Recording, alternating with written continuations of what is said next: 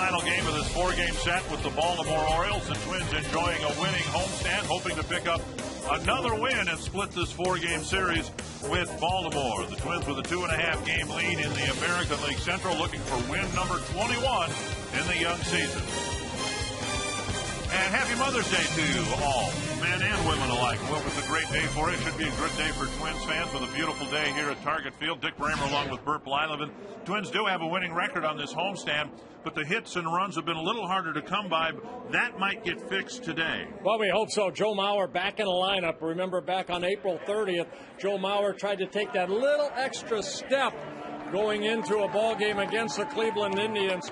It was Valbuena making a nice play up the middle. Joe Mauer, seeing that Valbuena making a nice play, tried to beat it out right there and then stepped with his left heel on the bag, and that's been bothering Joe for a while. He did pinch hit in last night's ball game, but he's in the lineup here this afternoon. Well, one of the highlights of this homestand so far, the last start by Nick Blackburn, who got some extra time between starts and came up with his best start of the year. Well, complete game. Anytime a pitcher throws a complete game, I'm a happy camper. But Nick Blackburn, in that outing against the Tigers, 9 innings. He left after 9 innings with a 3-3 tie. And remember, J.J. Hardy hit the triple, then scored the winning run on a wild pitch. So Nick Blackburn making just his third career start against the Orioles. So the Twins welcome Joe Mauer back to the lineup. They say goodbye to Orlando Hudson for a day or two. Nick Punto moving up to the second spot in the batting order.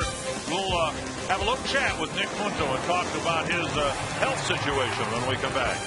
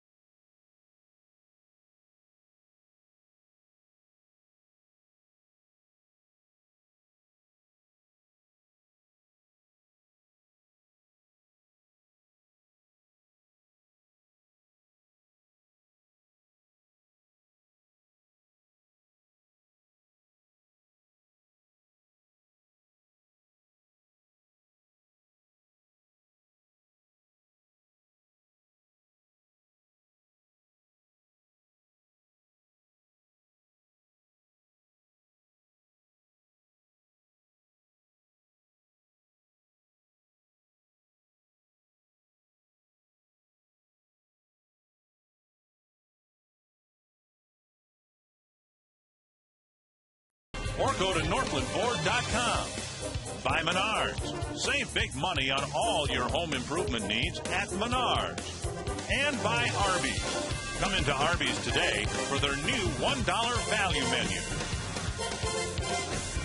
Welcome back to Twins Baseball on My 29 as the Twins look for a split of their four-game series with the Baltimore Orioles. Hi, everybody. I'm Jim Rich. And with J.J. Hardy out of the lineup again today, many thought manager Ron Gardenhire would move Nick Punto to short. But manager Ron Gardenhire says he's not going to change anything. He's going to keep Nick right where he's at. And why not? Last night, he delivered a huge RBI double to get last night's second game going in the Twins' favor. And Gardy says his defense at third is just too valuable not to have Nicky at the hot corner. Nick Blackburn goes for his second win in a row as the Twins will come back with the first pitch right after this on My 29.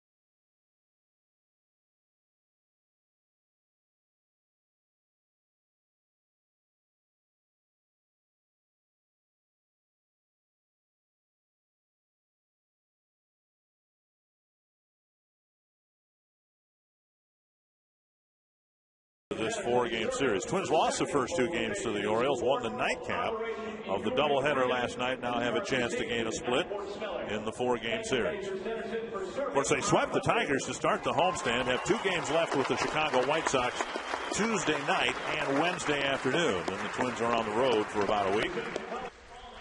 In first place in the American League Central by 2.5 games over the Detroit Tigers. The Tigers are behind early in their series finale at Progressive Field against the Cleveland Indians. And sure, very nice to have Joe Mauer back in the lineup. Here's our national anthem. By the dawn's early light, what so proudly we hailed at the twilight's last gleaming, whose broad stripes and bright stars through the perilous fight o'er the ramparts we won.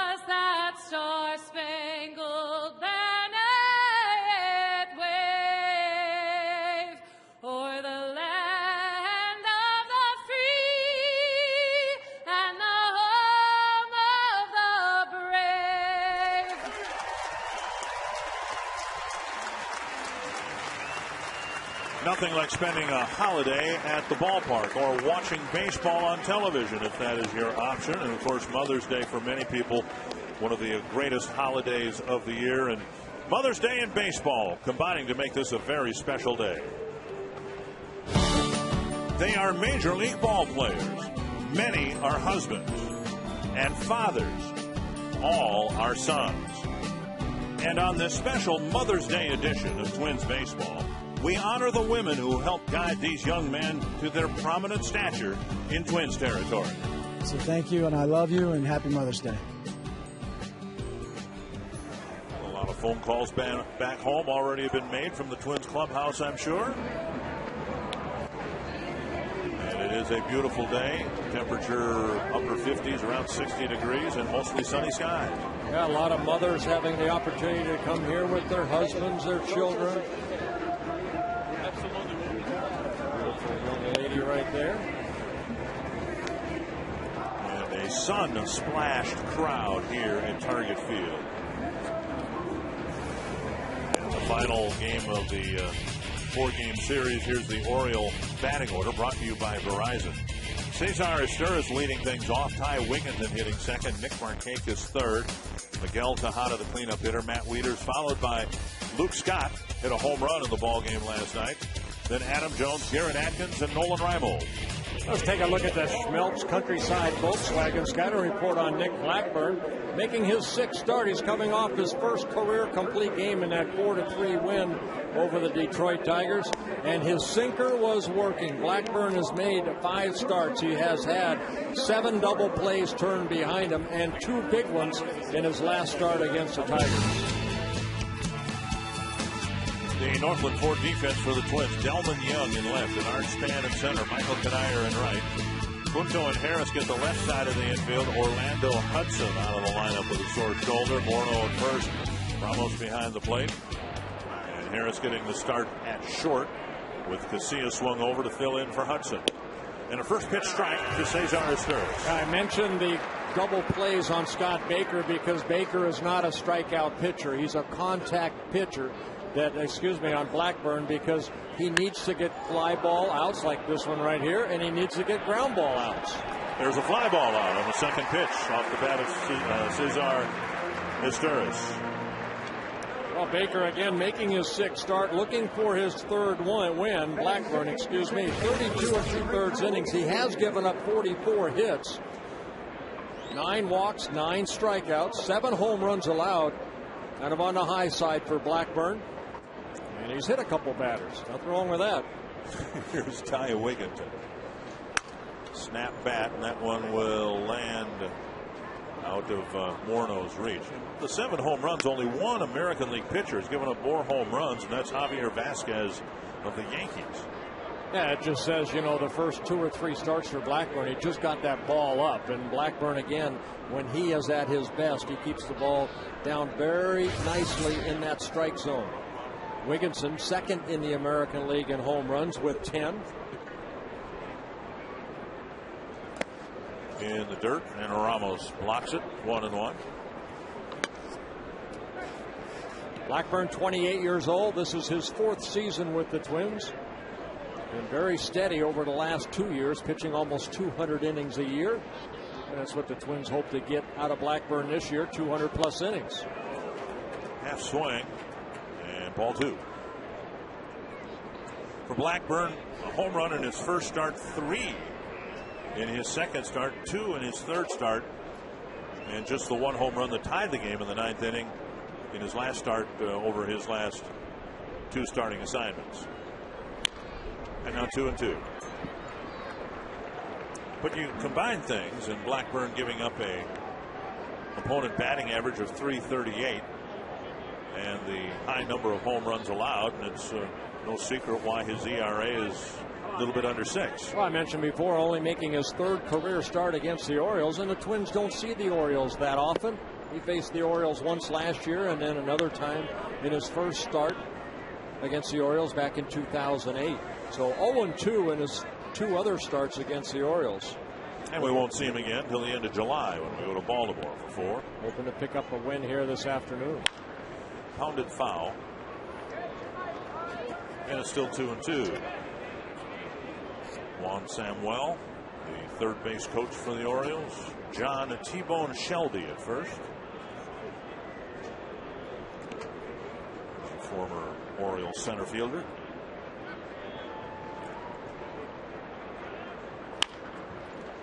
And that one's chopped just wide of the bag. Still 3-2. A lot of ground balls right there off the bat of Wigginton, and that means that Blackburn's sinker is at least sinking a little bit. Wigginton, 32 years old, in his second season with the Orioles, his 9th major league season. First came up with the Mets back in 2002.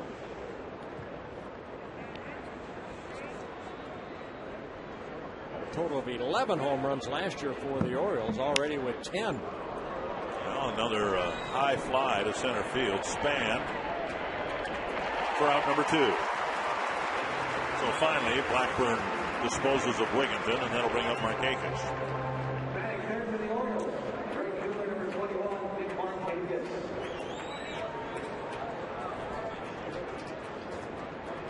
Markakis 1 for 5. His one was a home run against Blackburn. Had a hitting streak snapped in the final game last night.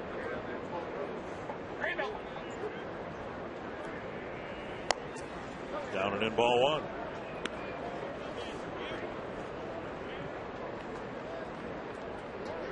Not a lot of history. Again, Blackburn just making his 3rd start against the Orioles. Markakis 1 for 5, and that one hit was a home run. 1-1. Markakis just 26 years old, already in his 5th season with the Orioles.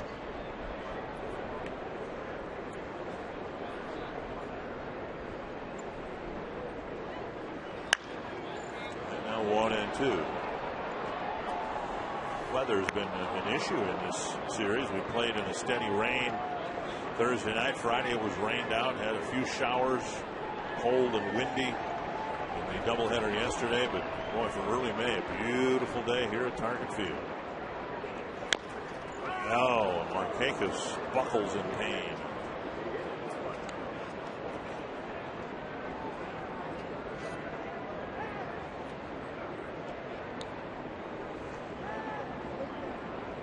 Home plate umpire Ted Barrett getting some baseballs while Markakis tries to shake this off. Yeah, it looks like the front foot right there, right on the ankle area.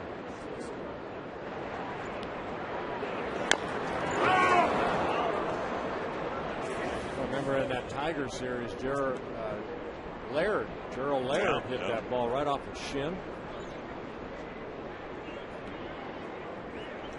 1-2 from Blackburn to Markakis. High and deep to center. Span short of the warning track, ends the inning. So Blackburn oddly gets 3 fly ball outs in a 1-2-3 first.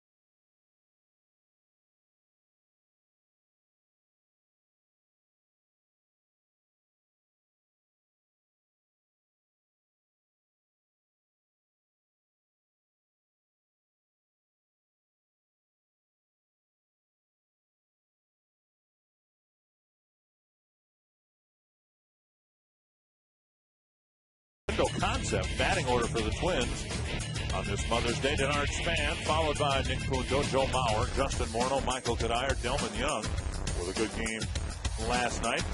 And then Wilson Ramos, Brendan Harris, and Alexi Casilla. And the Schmelz Countryside Sob's got a report on Brian Mathis. Mathis making his 7th start, and boy, did he get to the big leagues quick. Last year started the season in Single A, went to Double A, then at the Major League level, making his 2nd career start against the Twins. Got a no decision last year against the Twins at the Metrodome. Here's Span.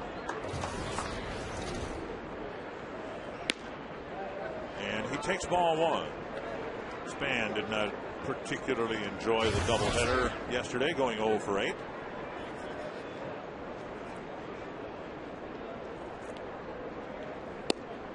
And takes a strike, 1-1.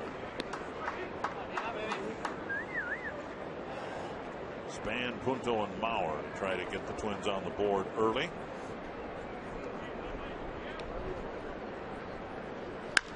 It's to the left field corner, but twisting foul. Brian Mathis, only 23 years old, out of University of San Diego, had a great college career. Signed by the Orioles, their #1 pick back in 2008. 6'5", about 200. Tall, lanky left-hander. Got a pretty good fastball. He works the ball in and out extremely well, mixing a curveball, slider, and a very good changeup. Orioles very high on this lefty.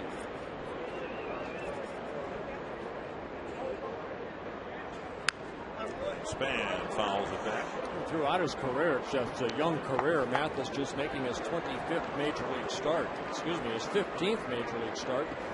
He's allowed left-handers only a .215 batting average. The Twins will have Span, Mauer, and Morneau hitting left-handed against him. Some switch hitters in the lineup will hit right-handed. Bouncer to the left side. Asturis fires on the run. Close play, but Span retired. 1 down. Northland Ford defense for the Orioles. Nolan Reimold in left. Adam Jones, the Gold Glove winner in center. Nick Markakis with very strong arm in right. Tejada and Asturis. Wigginton and Atkins and Wieters, the outstanding young catcher behind the plate. So 1 down, Span retired, and here's Nick Punto.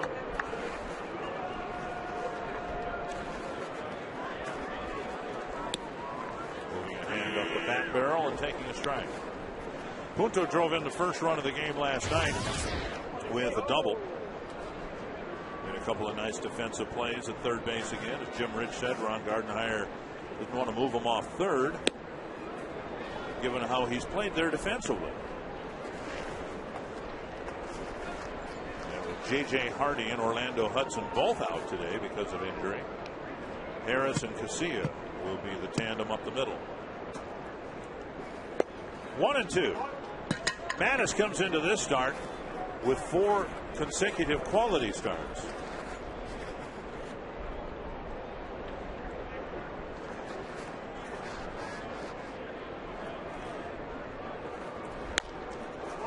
Punto protecting the plate with that pink bat. Many players are wearing the pink, or using the pink bats to raise awareness for breast cancer research.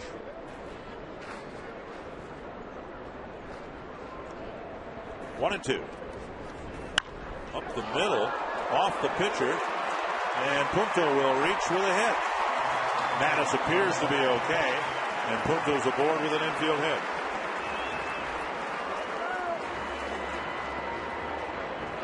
Yeah, Punto taking that ball right up the middle. Mathis right here. Watch him try to get this ball, but the ball ends up looking maybe hitting on the right shin area. Then reflecting over towards short. So Punto, the first hit of the ball game. And here's Mauer.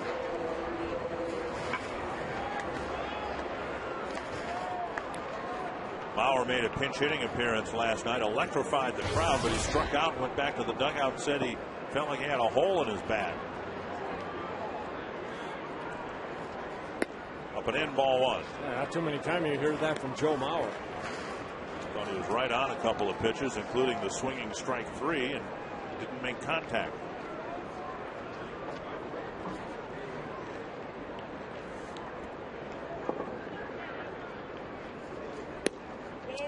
just outside, 2-0. Joe coming into this at bat, hitting .341, 8th best average in the American League. Miguel Cabrera having a great year for the Detroit Tigers, hitting at .371.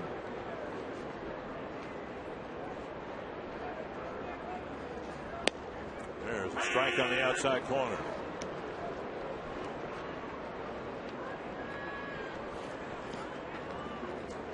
No nonsense for Mattis. He stands on that rubber, looks in at the sign, a glance over to first. He's ready to go. That's what the Twins want him to do a couple times. Throw over to first. Show us what kind of move you have.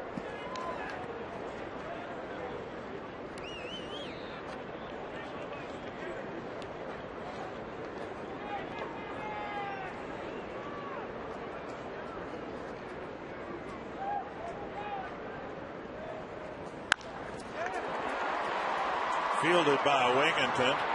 Out at second on a close play. Mauer will reach on a fielder's choice, and didn't know what to watch there. Watch the close play at second or watch Mauer run up the line, and appeared like he got up the line in decent shape. Yeah, that was my concern last night when he came up with bases loaded, is how he gets out of that box. Nice play right here by Wigginton getting the lead runner. And no throw to first, but they do get the force out at second base. Joe looked like he had no trouble right here getting down that first baseline. Morneau takes up and away, ball one. Now, last year when Mattis faced the Twins, he got a no decision. He did give up a solo home run to Justin Morneau. And on the outside corner, 1-1.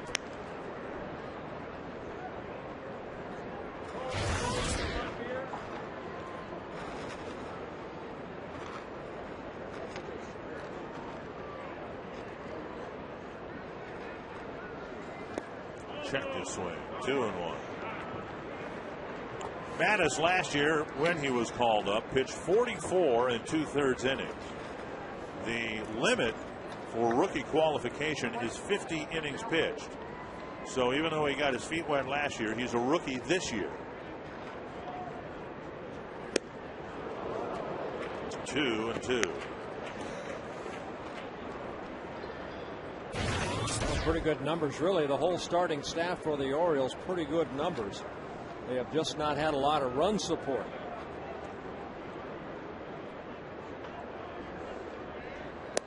Just off the outside corner, and it's a full count with Kadire on deck.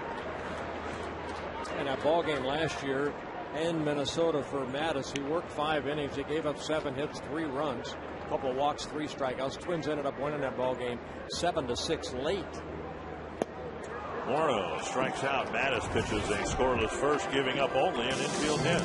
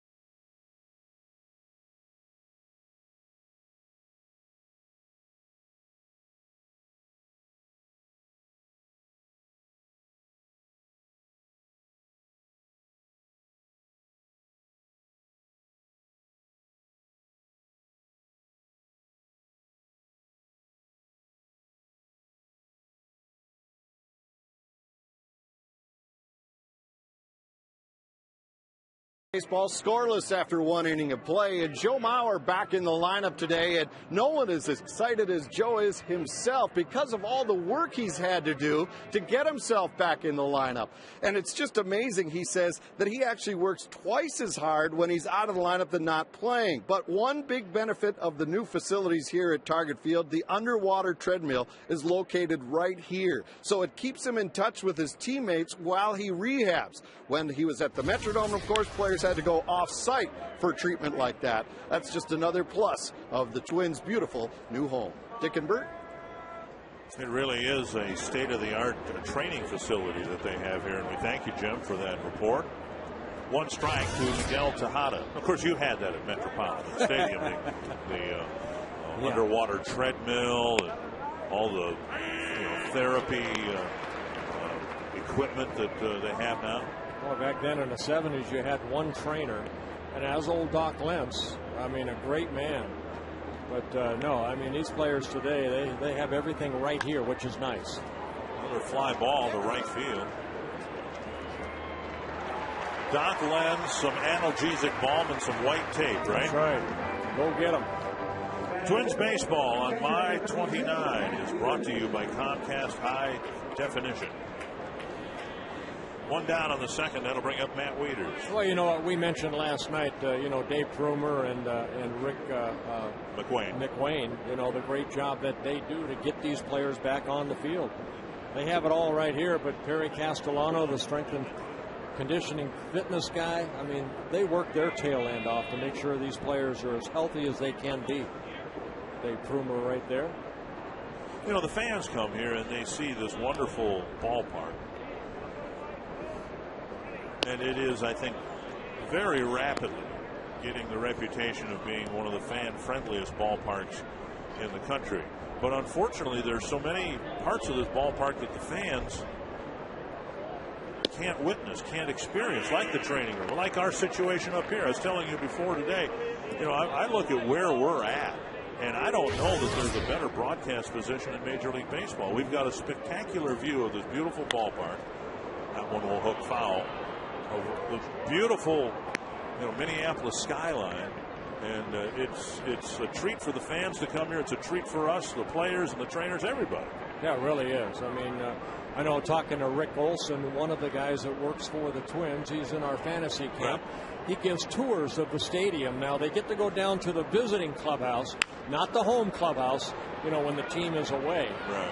And they take them all the way through every level and just show this ballpark. So if you're out there and you want to take a tour of this place, contact the Minnesota Twins. Here's a view similar to the one we get. That's Bert waving there in the foreground, but that's what we get to view every day, and it is just an absolute joy to come here every day. 2-2. We have a ballpark here that the fans, the players, members of the media, everybody can be proud of. And I'm quite confident, I can speak for a lot of people, that wasn't the case in the other place. Well, I want to congratulate all the camera guys, too, because I think if you're sitting at home watching this right here, I mean, I think everybody in that truck has done a great job, all the camera guys, of showing exactly, what this ballpark's all about. They do a great job. 2-2 to Matt Wieters. One gone here in the second. We'll see if Blackburn can get Wieters to hit this ball on the ground here. 3-2. Yeah, that's okay as long as Blackburn keeps the ball in the ballpark. Again, a sinker baller, as the game goes on, then hopefully he'll start to get some ground ball outs. But we've seen it before. Get a sinker baller through the first 2 or 3 innings, and then that hopefully gets some more ground ball outs. And there's a walk right there by Blackburn.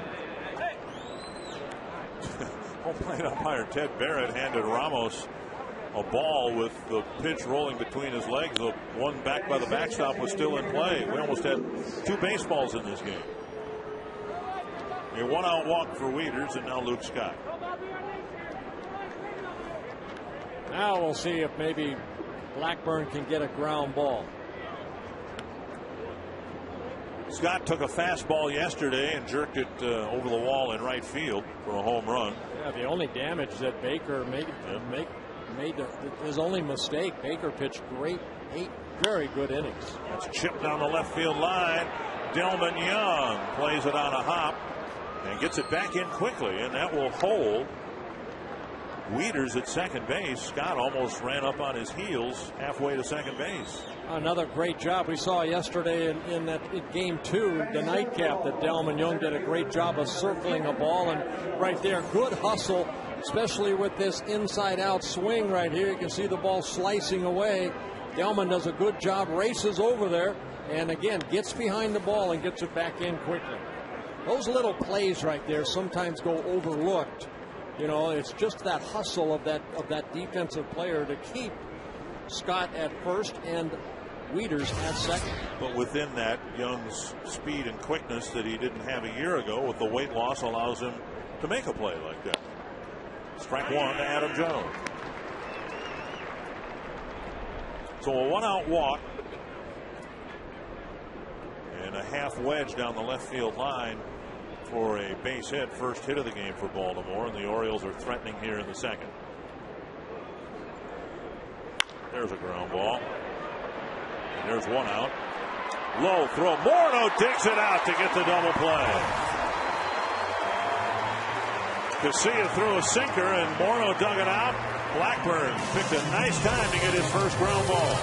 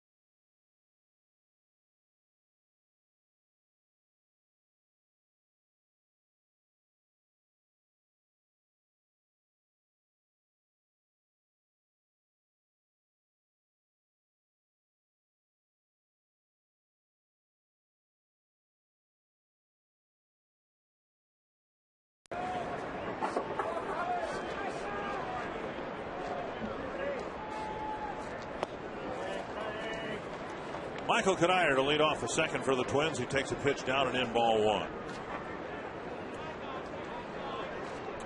31 games played for the Twins. Kadire leading the team with 23 runs batted in. This one hit to the gap in left center. Hanging up, and a nice running catch by Reibold in the gap. 1 away. Kadire hitting this ball sharply, but Reibold, the left fielder, does a good job going to his left and flagging this ball down.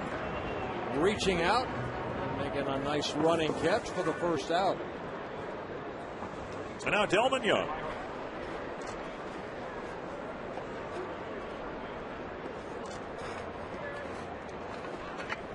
And a strike on the outside corner. The Orioles rebuilding their rotation.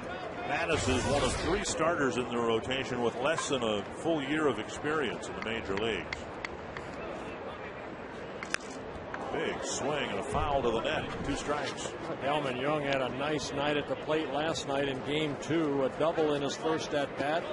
In his third at bat, an RBI single, and then an RBI double in the 8th inning. So 3 hits for Delman in last night's ball game. Twins ended up winning and beating the Orioles 6-1 behind Scott Baker.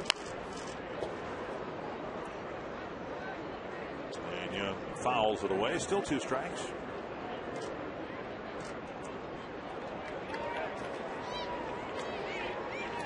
You mentioned Mattis tough on lefties, so the Twins starting young in left field. Jason Kubel and Jim Thome start the game on the bench. That is a fair ball with Young getting a squibber down the first baseline. 2 down. Bring up Wilson Ramos. Now it's 53 degrees, but it feels like 50. Not 51, not 52, but 50. Now I wonder if the humidity gets really high this summer.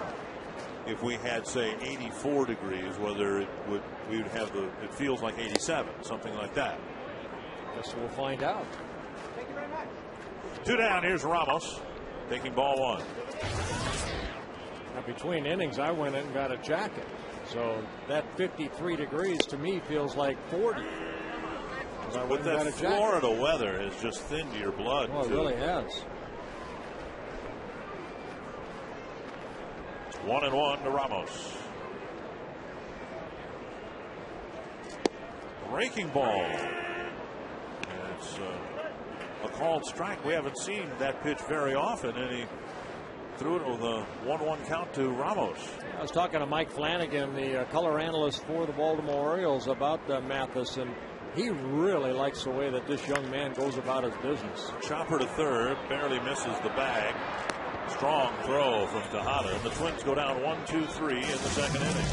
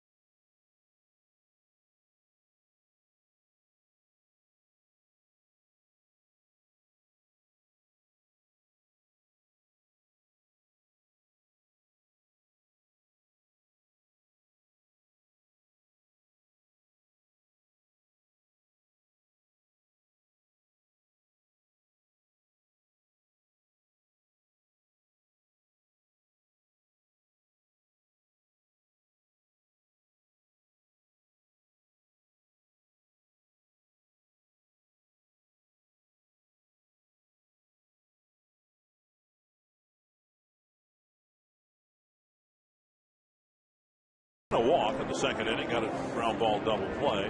Get out of the inning. Here's our Menards key stat. Yeah, fewest walks in the major leagues. Very seldom do the Twins. I don't think they will throughout the summer beat themselves on base on balls. 80 walks. The closest opponent is the Tampa Bay Rays in the American League, but 91 walks as a ball club. Garrett Atkins leads off the Baltimore third, and Blackburn starts him with a strike. Atkins, Reimold, and Isturis to face Blackburn here in the third inning. Missing the inside corner, 1-1. Detroit and Cleveland tied at 4. That game in the fifth inning, and Chicago leading Toronto 2-1 in the second.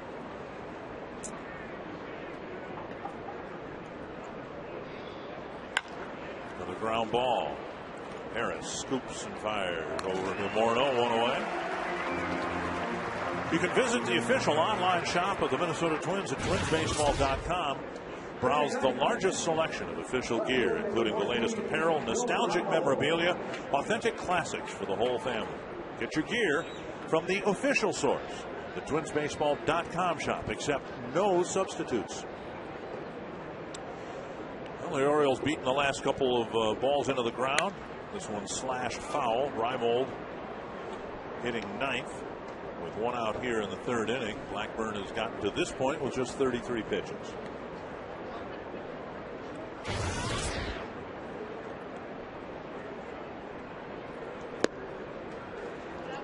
1-1. Reimold expected to be a productive hitter for the Orioles. He has not been. One of the reasons he's hitting ninth today. And prior to this series, Andy McPhail not singling out Reimold, but talking about his lineup and his younger hitters in general, saying, you know, this is not a suicide pact. They better start producing or they're going to find themselves in AAA. Back in the air for a lazy fly ball to Kadire. And out number 2. Well, all you can do is go on track record. And Reimold, you know, he missed all of September of last year because of Achilles heel problem. He had that surgically repaired, but he hit 15 home runs last year in 104 games, hit almost 280. So they expect a little more out of this. It's just a sophomore jinx where hitters getting to, you know, pitchers getting to know a hitter a little bit more. Could be. Here's Asteris. Well, they're wondering about the same thing on the south side of Chicago with Gordon Beckham, who's off to a very slow start after a great rookie season. When you give these scouts a week, they can find holes in your swing if they exist. You give them a whole off season in the wintertime to look at tapes and all that, and you need to adapt as they adapt to you. Oh, great example, Wilson Ramos. I mean, you know, what, 7 for 9, and now all of a sudden here come the breaking balls and the changeups. Asteris quickly retired. That batter, the Orioles are quickly retired. A 1-2-3 third.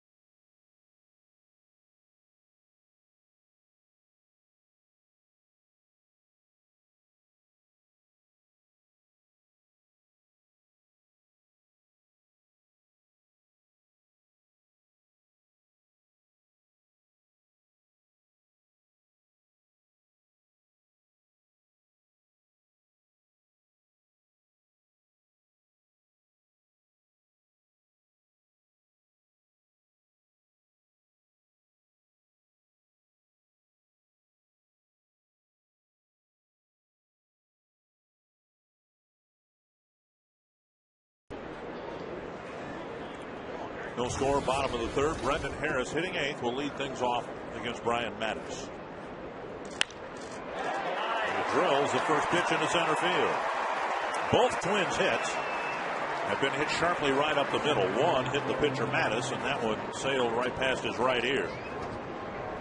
That'll bring up Alexi Casilla playing at second base because Orlando Hudson injured his right shoulder, making a great play last night on a base hit. Yeah, it was Markakis up right here and a ball up the middle. He definitely saved the run. And that one in game 1 of yesterday's ball game, you can kind of see him kind of just moving that right shoulder around. Casilla pushes the bunt foul, a strike. Casilla has a couple of bunt singles on this homestand. You know, you don't like people to get hurt, and we are under the assumption this is just a minor injury, but you know, the off day tomorrow and a day off presumably today for Hudson should make him ready to go Tuesday night. I hope so. This is the first time all season long he has not started a ball game, Orlando Hudson.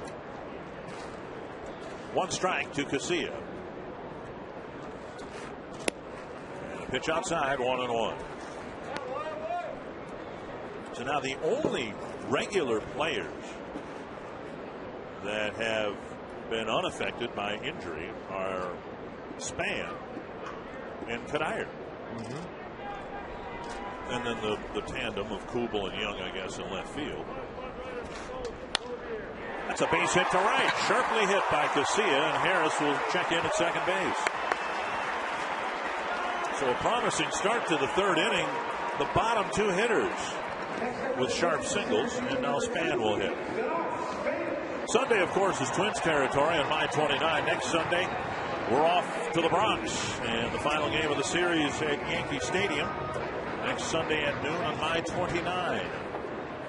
You know, I'm wondering, you know, what these pink bats right here. I mean, Harris got a base hit. I believe Casilla was using a pink bat.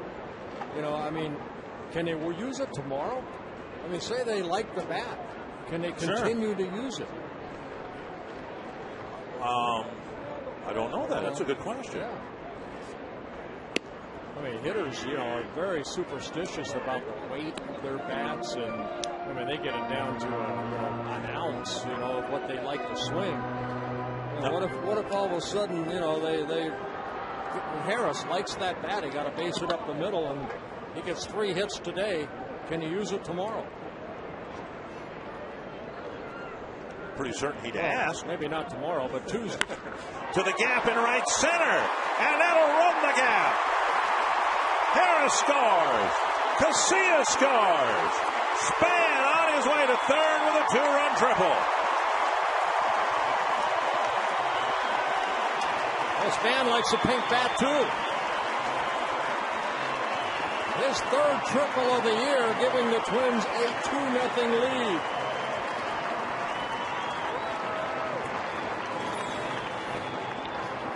Ball down in a strike zone, but Span going and hitting it sharply into right center. The ball going all the way to the wall.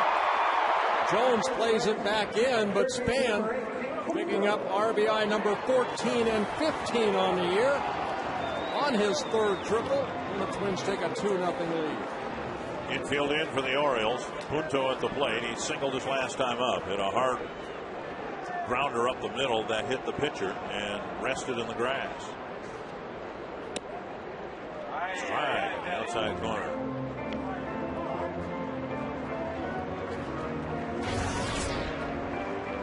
So everything hit here in the third inning has been hit right on the button.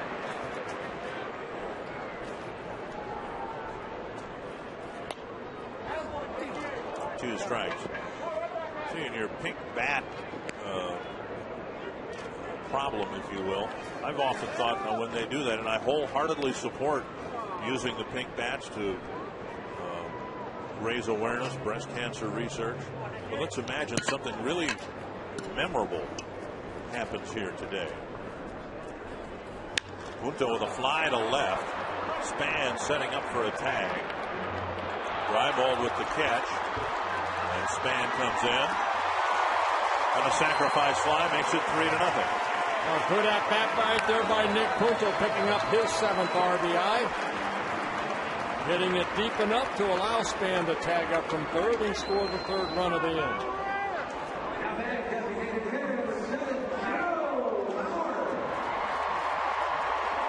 So Mattis gives up 3 hits and 3 runs so far here in the third, only 1 out. Now he has to deal with the likes of Mauer and Morneau. Let's say, for instance, Span hits for the cycle today, and the Baseball Hall of Fame wants the bat. Well, the pink is not the most masculine of colors. And Span. Then why do you always wear the pink ties? I don't always wear. I have some pink ties. I don't always wear them. See, I'm trying to make a point, and you're you and using Robbie every opportunity. pink ties, Robbie and Smokowski. I have They're not pink, they're salmon. Oh, okay. So these are salmon bats that they're hitting with today. 2-0 to Mauer. Well, let's just say that Span hits for the cycle, and the folks at Cooperstown, Jeff Idelson says, you know, we'd like to have a bat that you use to hit the cycle, and then for, you know, the rest of humanity, that this bat's going to be displayed. Denard Span's entry into the Hall of Fame is going to be a pink bat. I think that would be cool, though. I mean, anytime you get a piece of merchandise or, you know, some of your apparel in Cooperstown is an honor, but boy, wouldn't it stand out? Yes, it would. It certainly would. Bauer draws a walk with one out here in the third inning. The designated hitter to first baseman number 33, Justin Moore. Be right up there with, you know, the worn down spikes that Ty Cobb used 100 years ago, and there would be Denard Span's pink bat. Here's Morneau, went down swinging to wrap up the first inning.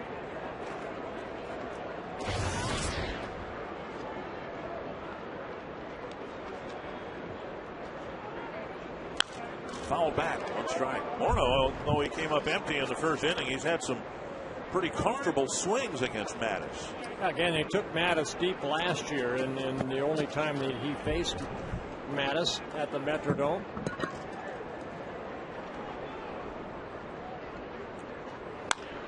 Bouncer foul, scooped up by Atkins. Two strikes. It's nice to see so far in this ball game. It's the lower part of the lineup. I mean, it was Harris and Casilla that got the ball rolling here in the third inning, and then Span got the 2-run triple. But you know, you want that balance in your lineup, and that's one thing the Twins, and it's a big reason why they're 20-11.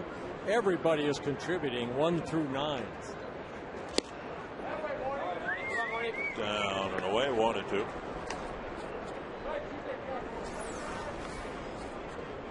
Take a look the first time up. Justin did not have the glasses on, the sunglasses, and now he has them on, so a little bright out there. I wonder how much, if any of that, has to do with the batter's eye. Remember, in the evening last night, there was sun streaming across the batter's eye in center field. Less of an issue you would think today. In fact, some of it's covered in shade from the overhang out there in center. Ron Coomer brought that to our attention, you know, being a former hitter himself. There's a call, third strike, and that's the second out of the inning.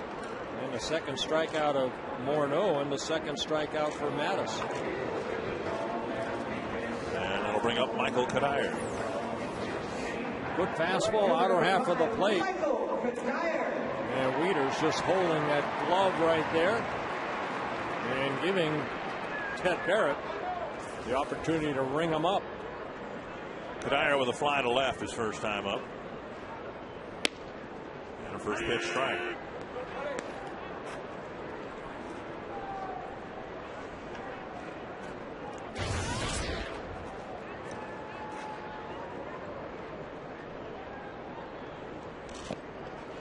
Wieters with the block, 1-1.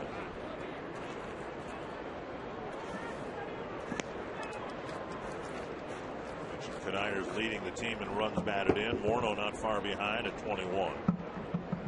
Both on a pace to drive in well over 100 runs. So a little squibber up the line. Tejada bare hands and fires and gets Kadire at first. Good inning, though, for the Twins. It starts with 3 hits, including a triple by Span, and the Twins turn all of that into 3 runs.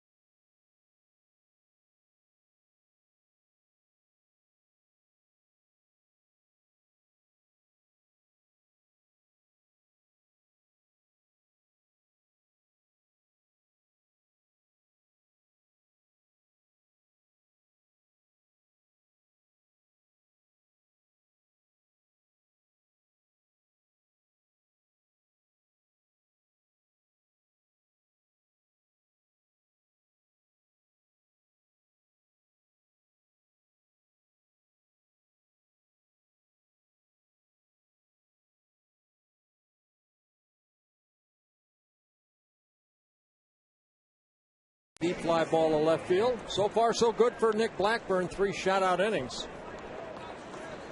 3-0 Twins. Dick Bramer, Bert Blyleven, joined by Dr. Sandia Pruthi from the Mayo Clinic in Rochester, Minnesota. We're talking about the pink bats being used today to raise breast cancer awareness, and we're going to try to do our very small part here today during the top of the 4th inning. The hitter is Ty Wigginton. He'll be followed by Nick Markakis and Miguel Tejada. Dr. Pruthi, I don't know that the average person is aware of how prevalent breast cancer is. It's a very serious and very unfortunately common disease, isn't it? It is. 250,000 women in the U.S. are diagnosed with breast cancer every year. And when should women start getting screened? Well, that was for a the hot possibility of breast cancer. That's a hot topic, and there has been some controversy about this age of when to initiate screening mammography.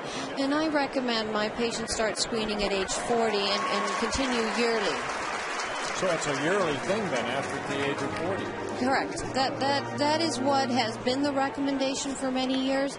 More recently, there was some recommendations that came out from the United States Task Force suggesting maybe women could wait till they were 50 and go every other year. And that's still in sort of a dilemma by what I call controversy. We still are encouraging women to get that mammogram every year and begin at age 40 because it is still the best screening tool we have to detect cancer early. Markakis taking ball 1. Markakis with a fly ball to center his first time up. Is there any way of women to lower their risk for breast cancer? Well, lifestyle is actually a very a simple way to educate women, and I talk about exercise, regular exercise, maintaining a healthy body weight, and minimizing alcohol intake are lifestyle modifications women can do something about and reduce their risk of breast cancer. 2-1 the count to Markakis. The liner, nice stab by the second baseman, Alexi Casilla, and out number 2. Yeah, Casilla timed his leap perfectly. Ball hit sharply by Markakis. But Casilla, you can see where he's playing right at second, just goes to a little bit to his right, leaps up, and makes the grab. Dr. Pruthi, what kind of research is being done specifically at the Mayo Clinic regarding breast cancer? Well, a lot of research are looking at newer medications that we can kind of work when you're using it for chemotherapy to get a better treatment for women to prevent this cancer from progressing. But we're also looking at medications that can be used to prevent breast cancer and early detection. And so if you can use a medication to hopefully prevent this disease, maybe the breast cancer won't occur. Dr. Pruthi, thank you for stopping by the booth, and we're very happy to be a part of the breast cancer awareness initiative here today. You're welcome.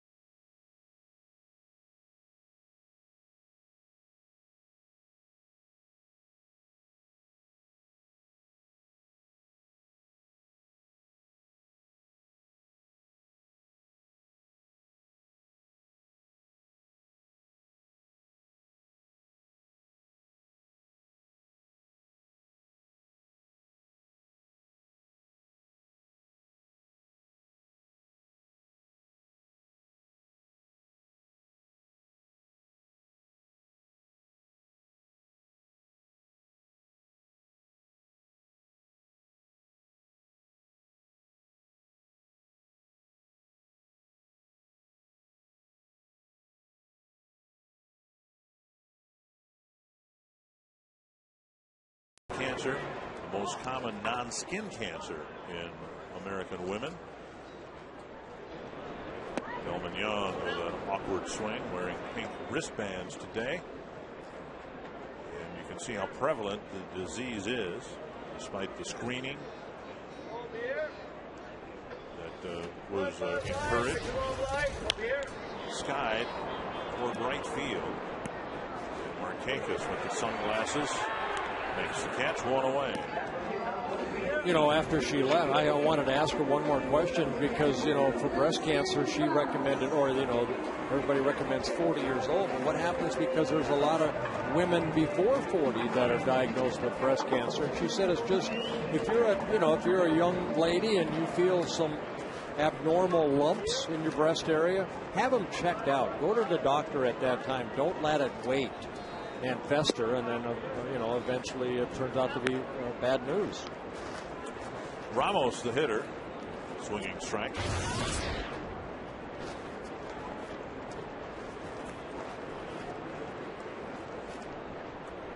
Up and away. We're talking about the great crew we have here, bringing the sights and sounds of Target Field to our viewers. Chris Tweitbach's mom, Deb, is going through breast cancer treatment right now. We want to wish her the very best. 2-1 to Wilson or Ramos. Hit a ground ball to third his first time up.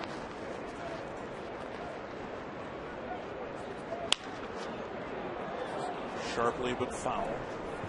2-2.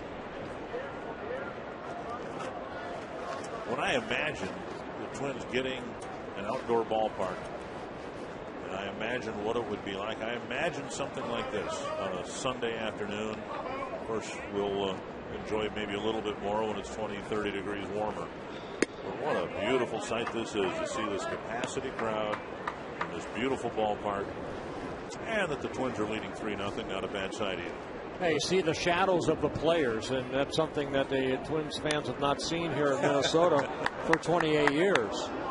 You know, how the wind has come into play. You said that Markakis, you know, had that high fly ball off the bat of Delman Young, putting his sunglasses on and, you know, getting that ball in his glove because he has to keep that sun out of his eyes. 3-2 to Ramos. Snap bat, a little pop up the first baseline. Atkins makes the catch, and it's out number 2. Twins fans, you can get into the game on Mine 29 and submit a question online. Today's question comes from Todd Sherman, Lakeville, Minnesota, wondering of us how long we've been calling games together. Too long. I was going to say it seems like 22, 23 years, but it's significantly less than that. This is what, our 12th, 13th year together? I think or our something like 14th. That? Is it really? Our 14th, yeah. Time flies. There was one year when, you were doing half the schedule with Tommy John, right? Right. I think back in 19, I'm going to guess, easy 95? enough to look up here, for heaven's sakes. We ought to be able to answer it. Something like that. You know, that little play right there that just happened off the bat of Ramos, that's one of the instructions we had last night, the instructional, with Tim Laudner, talking about the catcher going out, the first baseman coming in, and it was the first baseman, Atkins, that made that catch.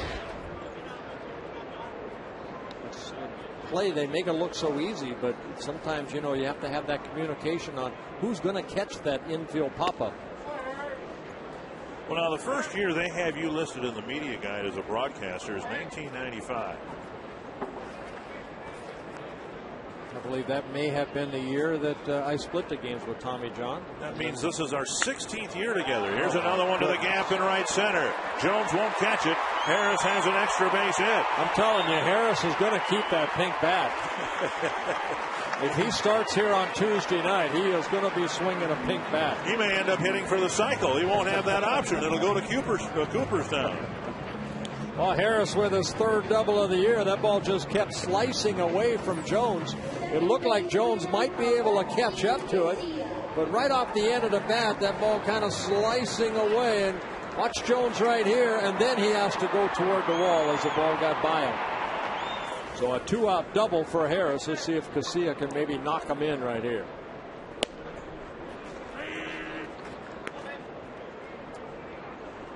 And I see that Casilla did not have that pink bat in his first at bat.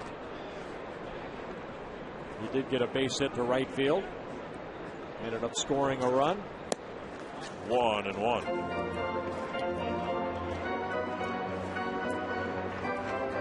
You know, just looking at the list of broadcasters, it's amazing to look at the people who broadcast games for the Twins.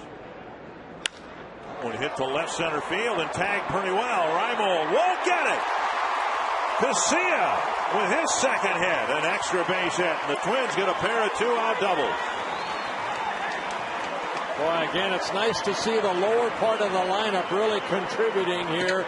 4 hits between Harris and Casilla. And Casilla picks up his first RBI of the year. Fastball pretty much right down the middle.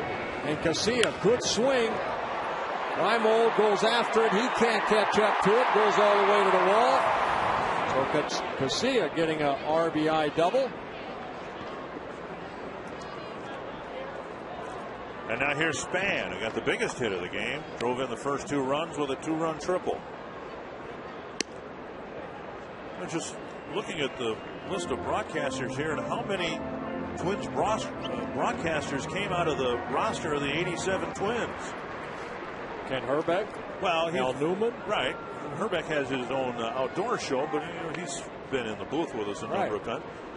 You, Al Newman, Tim Laudner, Dan Gladden, George Frazier, Roy Smalley. So I got 6 guys here who are making at least part of their living broadcasting games who are on the '87 team.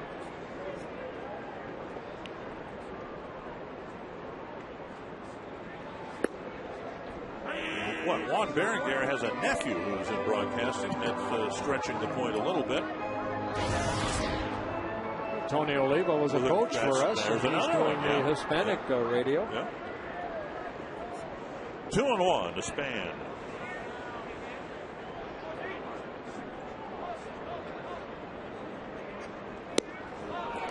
And now a pick off to second, and a better throw might have gotten Casilla. 2-2. Well, as a runner like Casilla with his speed, he has to get out far enough that, you know, in case of a short base hit, that he can score. You see Casilla going out, trips a little bit going back, but Wieters throws short hops. The shortstop is Sturis, but he's able to knock it and keep it in front of him. 2-2 to Span.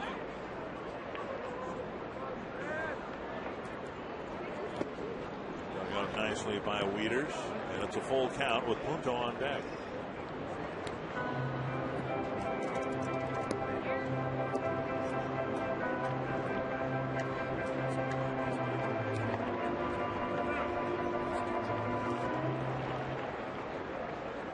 Middle of the lineup has been very, very quiet. It's been the bookends in the lineup that have done the damage here against Mattis. And Span flips it foul. Well, can you talk about the balance? You know, Maurer, Morneau, Kadire, they're going to hit, and Young. But, you know, here today so far, it's really Harris and Casilla, 2 for 2 each. And Span with that big 2-run triple. Nick Punto with the sacrifice fly also added a base hit, an infield hit in his first at-bat.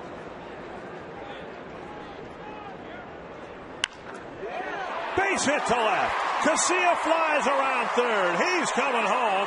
And a terrible decision by Reimold will allow Span to go to second base. Reimold had no business trying to throw the ball home, but he did anyway, and the Twins have another runner in scoring position. Another RBI for Denard Span, and you know, with the shortstop trying to keep Casilla close to second, well, Span just kind of goes, you see where Asturis is playing, that ball by him. Casilla, Reimold needs to know that Casilla's got outstanding speed. He's got to hit Tejada right there, because alertly Span goes to first to second. So the Twins have 7 hits, but significantly 6 of them have come in bunches of 3. 3 hits to start the third inning, scored 3 runs, and now with 2 outs, 3 straight hits and a couple of runs. That was you? We had a foul ball a minute ago, and somebody applauded. Somebody made a great catch. It was my son. And he still has the ball. You should give that to a young little kid out there. And Spann steals third.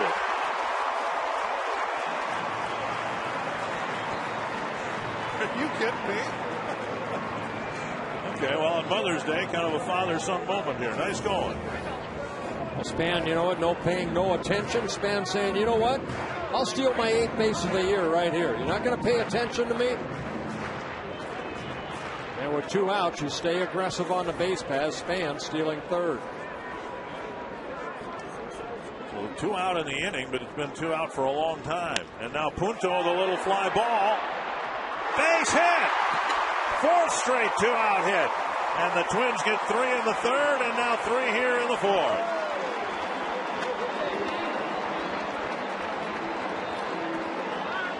Now for Punto, his 2nd hit, picking up his 2nd RBI of the ball game. A sacrifice fly last inning. Here, just fought it off with that pink bat. Right off the tip of the glove of Wigington. Almost makes the catch right here. But it deflects into right field. Hey, who needs the middle of the lineup? And Punto checked at first. Spann has 2 hits. Punto has 2 hits and a sacrifice fly. Harris and Casilla each have 2 hits and have scored 4 runs.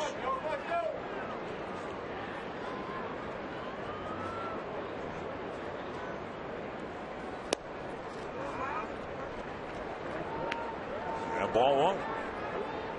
Bauer bounced into a fielder's choice in the 1st and then walked in the 3rd.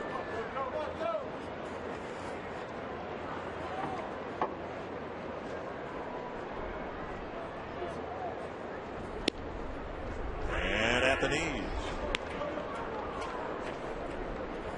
Mattis, who came into this start with 4 straight quality starts, getting hit hard here.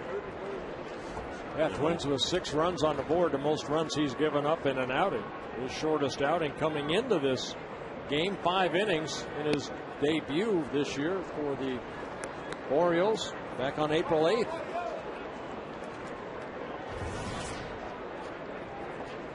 You can see the 1st inning, 20 pitches, 2nd inning went smooth, but the 3rd and 4th have been disastrous for this young left-hander. And now Punto goes. Mauer slaps it to left.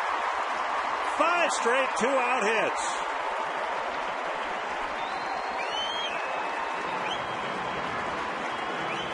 So the inning started with Young's fly ball to right. Ramos with a little pop-up to the first baseman, and then Harris's double triggered 5 consecutive hits. Well, a little hit and run right here. Nick Punto taking off the Sturris at shortstop.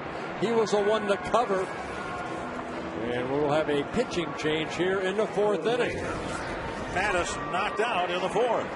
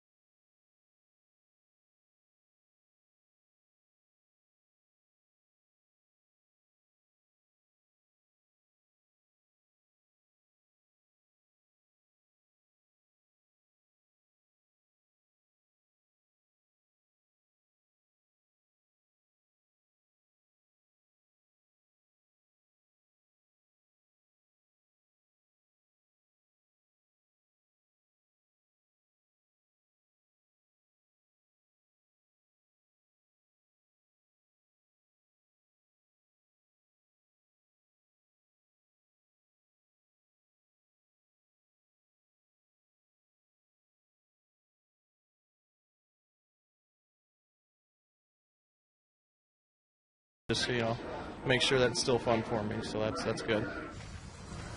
Well, I had a chance to talk with Teresa Lauer before the game today. Wished her a happy Mother's Day, and she's very proud of all three sons. And good to see Joe back in the lineup. Now, coincidentally or not, Lauer's back in the lineup, and the Twins are having better at bats, hitting the ball much harder, and they've knocked out young Brian Mattis in the 4th inning. Yeah, Mattis 3 2/3 innings. So a short start for Mattis brings in Jason Burkin. Burkin making his 8th relief appearance, a guy for the Orioles that's asked to go maybe 2 or 3 innings. 14 1/3 innings in his first 7 appearances. 3 walks, 9 strikeouts.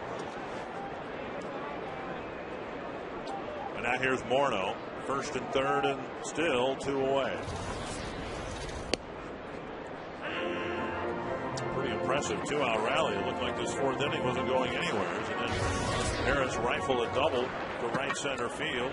Casilla hit one to left center field. Then single, and before you know it, it's 6-0. On the outside corner, 2 strikes. Morneau has struck out twice, once swinging, once looking. Yeah, first at bat, no glasses. Second at bat, sunglasses. This one, no sunglasses.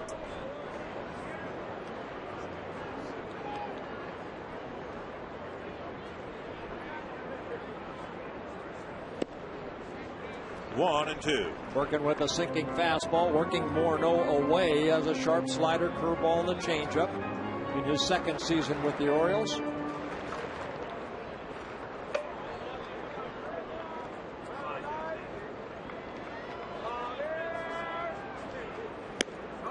Morneau strikes out. 0 for 3. Morneau with 3 strikeouts. A good inning for the Twins with 5 hits and 3 more runs at 6-0.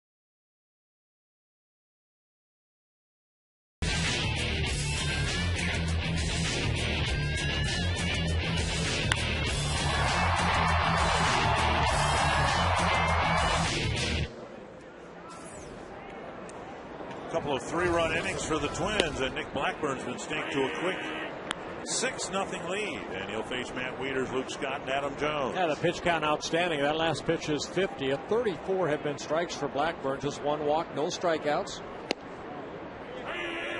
And a strike. 2 strikes now to Wieters, who walked in the 2nd. Blackburn's given up just the 1 hit.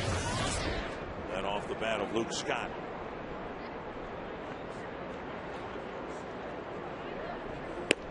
Ooh, just missed the corner.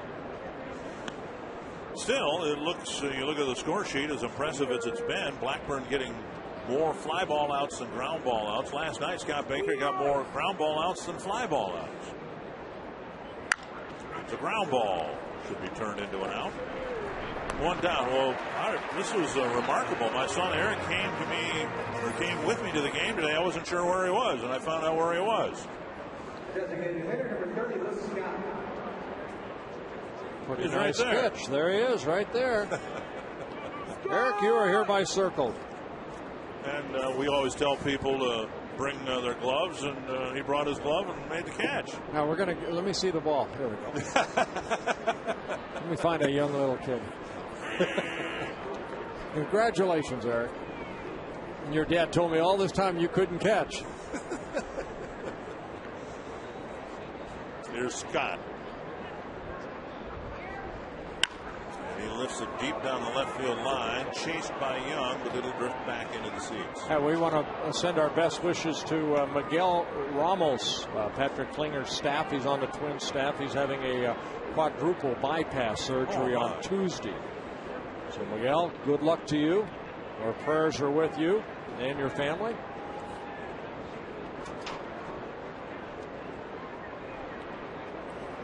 Two strikes. And fouled back. Now, how long did you go to major league games before you caught a foul ball? I never did. You never did. As far as a fan? Yeah, you never did. You never went to all did. those games at Dodger Stadium, Angel Stadium. That's why I'm jealous. I'm jealous of Eric, what he just did.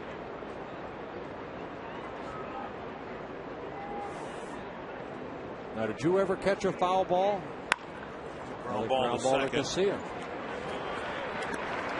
Two down, a couple of ground ball outs here in the fifth. First, our Arby's trivia question. Well, we have Eric up here. He can help us, right? Yes. It's his day. Before Adam Jones in 2009, who was the last Oriole to win a Gold Glove? I think I know that. I finally, I went to a lot of Twins games, a lot of Cardinal games when we lived in Missouri, a few other games here or there. I finally, as an adult, caught one at Jack Murphy Stadium. The Cubs and Padres were playing. Ryan Sandberg had a pop-up, and I caught it. And I suppose I was at the time 37, 38 years old, and I acted like I was 8. I was so excited to have finally caught a foul ball. Well, you look here at this crowd. I mean, there's 39,000 people here. And out of all those 39,000 people, that ball went to you, Eric. Unbelievable. And I mean, how many times do we see grown men with nice suits on diving into a puddle of other people trying to come up with a souvenir? They're hard to come by. 2-2 to Adam Jones. Now, when you were 38, did you have your suit on? Did you jump into a pile, or did that ball come right to you, or did it ricochet off somebody else? No, I actually caught it in the air. You did. I got a nice round of applause. Very nice. You know, the 12-year-old kid who I took it from didn't feel too happy. No, I didn't. I actually caught it in the air. And then I met Ryan Sandberg a few years later, and I had him sign it, and I have it on my trophy case at home. You didn't give it to a youngster then? No. I was there. Again, I told you, I was 8 years old. For a moment there, I was just 8 years old. Why would I give it to a 12-year-old when I was only 8? Close pitch, and a check swing. It's a full count. Well, good movement on a fastball, inner half of the plate, and well, that pink bat almost went too far. If Jones reaches, Atkins will hit. And a bouncer foul. Of course, you were, 19, 20 years old, and every major league game you saw, you participated in. Now, see that young man right there? Right. I mean, he'll bring that to school. He'll share it. He'll share it with the family. Look at that. A major league ball.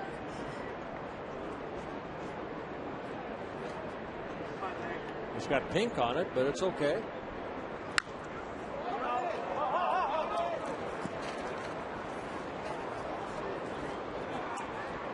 And another 3-2 pitch coming. See, look at the big smile right there. Oh, my goodness. Who would have thought? See, she's 8 years old right there. Right. That's Happy Mother's Day to you. Absolutely.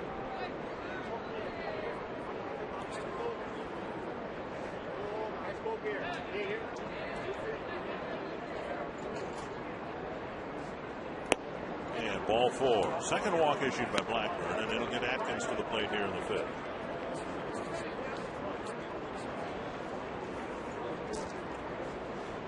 Today's high-speed pitch brought to you by Comcast. Yeah, 3 2/3 innings for Brian Mathis. He was clocked as high as 91, as Nick Blackburn has been so far.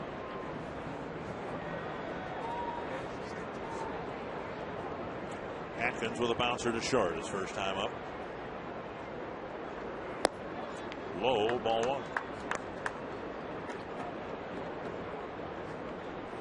Well, Blackburn right where he should be. 66 pitches, 44 strikes, 22 balls. My California math tells me that every 3 pitches he throws, 2 are strikes. Very good. Thank you. That means the next pitch will be a strike, because the count after 2 pitches is 1-1. Well, he gave up a bunch of hits in his 9-inning complete game, but he had the same tempo, the same pacing he's got here today. Again, he took that time off to be with his family, you know, and he had time to kind of think about what he needed to do to get back to, say, where he was last year, because it had been a struggle the first 4 starts for Blackburn. He was getting the ball up, giving up some home runs. He and pitching coach Rick Anderson sat down. They talked about it. I'm sure they looked at video. And, of course, Blackburn, a guy that's not going to strike out a lot of guys. He needs to put the ball in play with good pitches. Here this afternoon, 2 walks, no strikeouts for Blackburn. Danger of walking Atkins. Number 9 hitter Nolan Reimold on deck.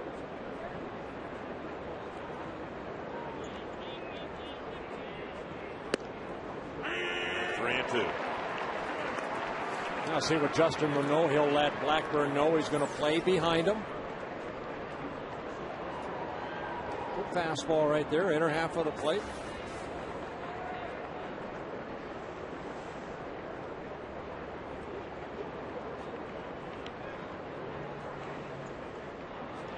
Runner goes, pitch grounded foul, and that hit one Samuel. Samuel, a great base stealer, base runner. You should know better than to get hit by a batted ball. He's a good major league player right there. Said he was sleeping.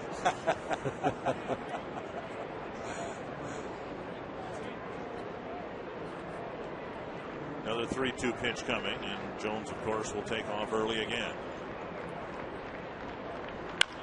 This one a fair ball. Right over the bag, Punto. Morno, and that ends the inning. 3 ground ball outs in a good 5th inning for Nick Blackburn, and Michael Kadire will lead off the bottom of the 5th.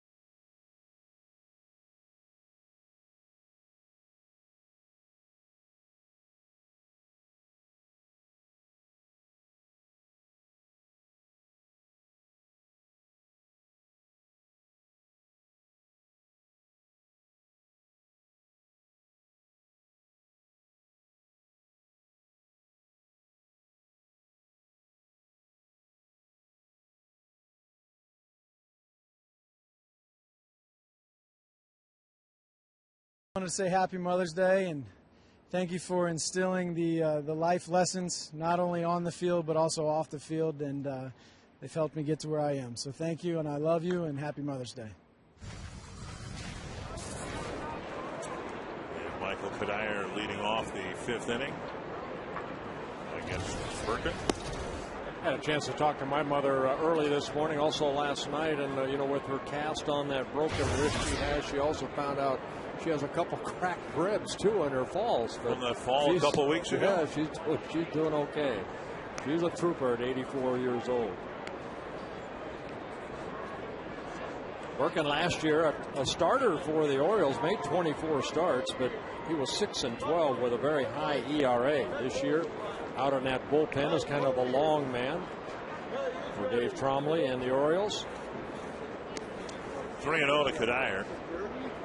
To be followed by Young and then Wilson Ramos.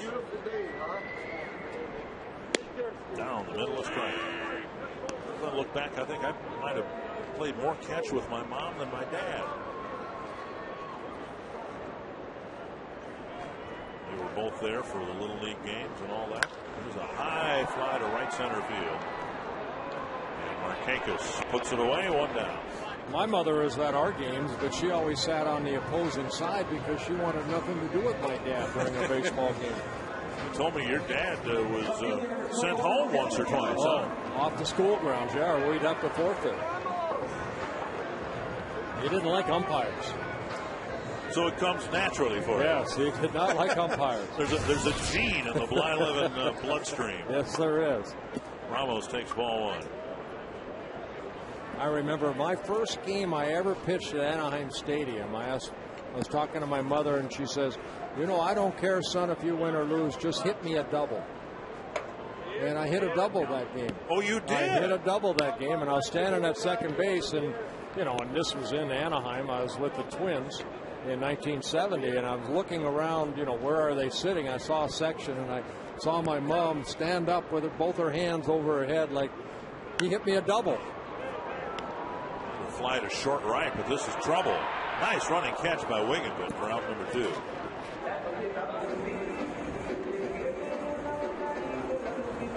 Yeah, Wigginton had to go a long way for this. Good concentration, reaching out and barehanding that. Again, they missed Brian Roberts here in Baltimore, and Wigginton, taking over at second base. He's built more like a third baseman.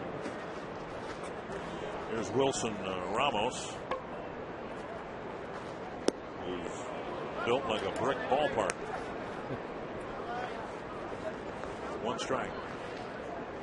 Ramos got the nightcap off yesterday.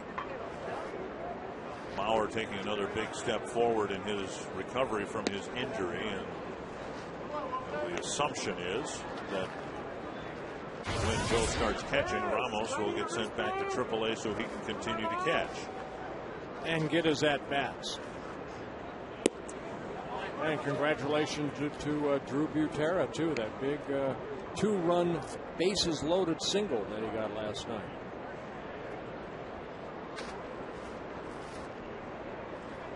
Drew sitting to the right of Joe.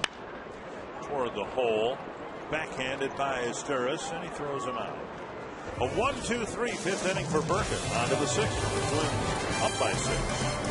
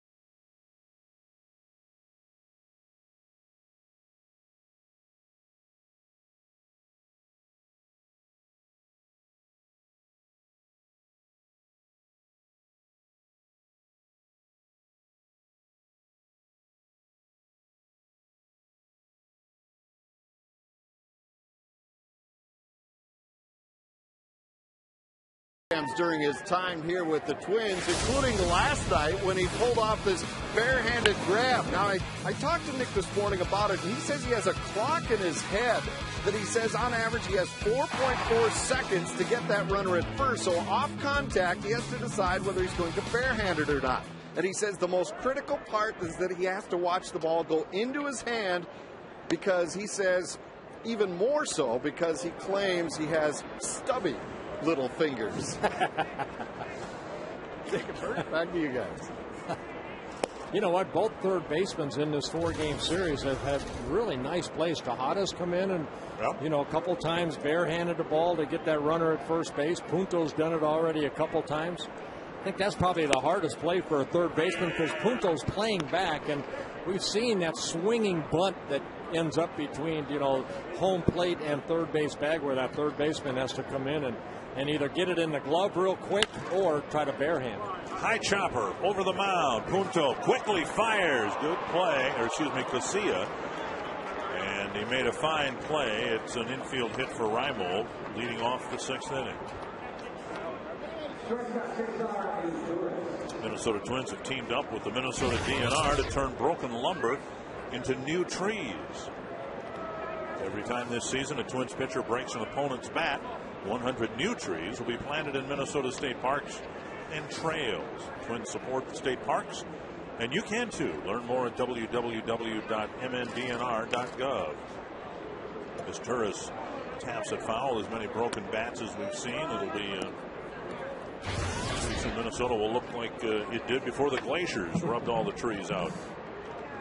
And that last play off of Reimold right there up the middle, great effort right there by Casilla. He really had no chance. Really the only one is Harris, but Harris is playing a deep shortstop. So only the second hit for the Orioles off of Nick Blackburn. Luke Scott, a base hit in the second, and then the infield base hit we just saw. Now Blackburn has had one double play after Scott got the base hit. He got Jones to hit into that 6-4-3 double play.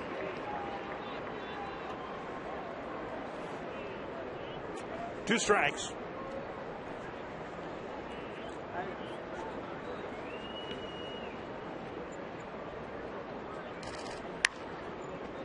Chased by Punto. Almost a sensational play. And he is quite thankful that they have a natural warning track here. He was able to make that great attempt because of the natural surface. And he should get a great applause, and the fans are appreciating that right there. Very nice to hear. Nick Punto going a long way and then sliding right there, and just comes up maybe a glove short of making a fantastic catch. Great effort, great hustle by Nick Punto.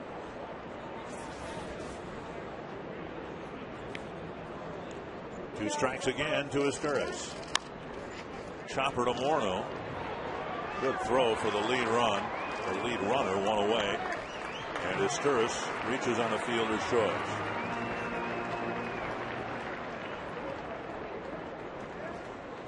My 29 fans, a big change coming June 7th. A new afternoon and evening lineup full of laugh out loud comedy. Happy hours led by the Simpsons from 5 to 6 p.m. and 2.5 Men from 6 to 7. For the complete new My 29 comedy lineup, just go to my29tv.com. Here's Ty Wigginton. A couple of flies to Denard Span so far on the day. Fouled at the plate, strike one.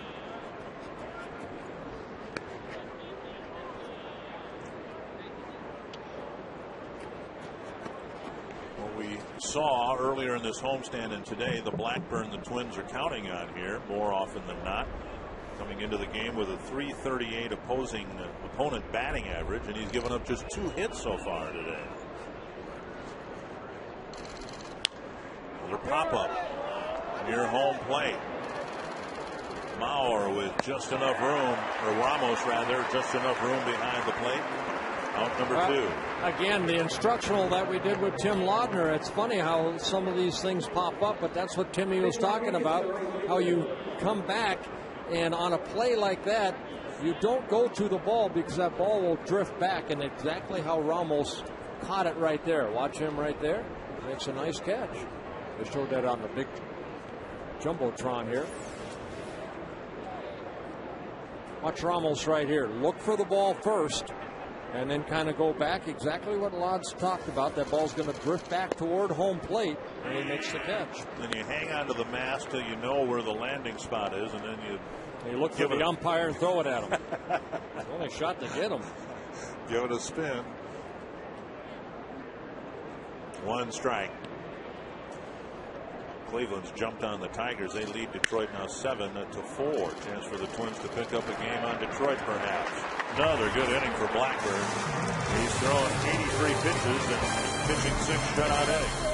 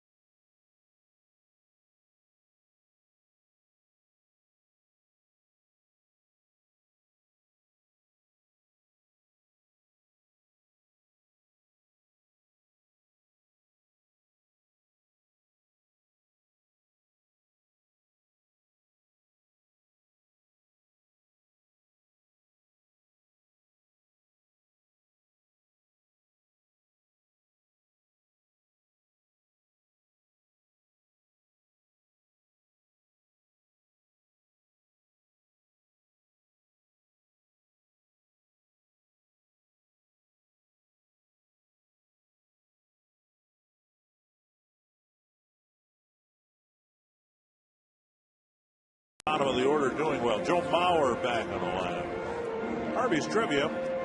I believe it's Mike Messina, but that's just a guess on my part. Well, I think you're right. He won some gold gloves as a outstanding fielding pitcher. It's been 10 years between Messina and Adam Jones winning his first gold glove. I should say Rawlings gold glove. Yeah. Jim Hughes always likes that, my former teammate, and now with Rawlings Sporting Goods. I saw a picture of Jim. He was part of the ceremony awarding Torrey Hunter his gold glove. Southern California. 1-0 to Brendan Harris, who's gotten 2 hits. He scored 2 runs, and he got a big 2-out double in the 4th inning. That was the first of 5 straight hits that led to 3 Twins runs. 1-1. I don't know, it might be Brendan Harris who hits for the cycle and has to give up his pink back to Cooperstown. Another nice catch by a fan who brought a glove. There you go, son. Very nice. And he'll stare at that ball the rest of the game. Or for 30 seconds and throw it back on the field. Every year we see that happen with some young fans. Harris out on strikes, 1 away. Well, Birkin picking up his 2nd strikeout. Has retired all 5 batters he's faced in relief. Here's Alexi Casilla, a single and a double in the ball game.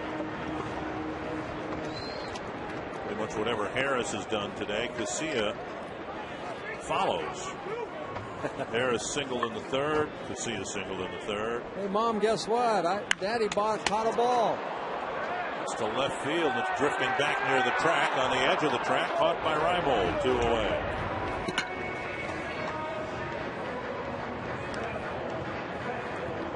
Yeah, good to see Casilla getting some good at-bats. And again, a young man right there. Hey, Mom, I'm bringing home a baseball.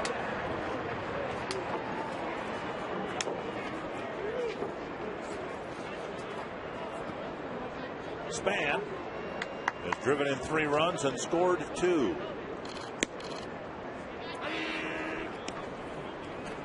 Jody Garrett of the Brewers hit for the cycle last night. Yes, he did. Boy, Brewers scored another, 17 runs again?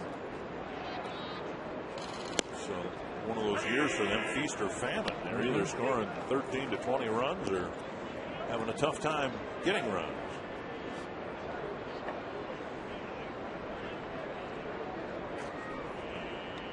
Two strikes to Span.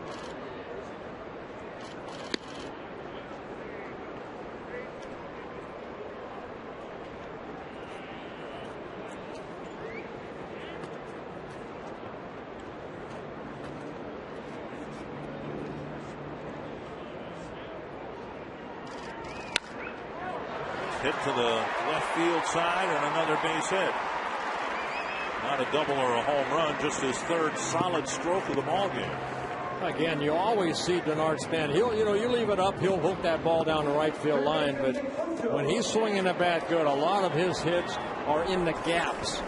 And right here, just kind of dropping the barrel of the bat and lining it in the left field. A lot like his at bat in the fourth inning when he picked up the RBI single.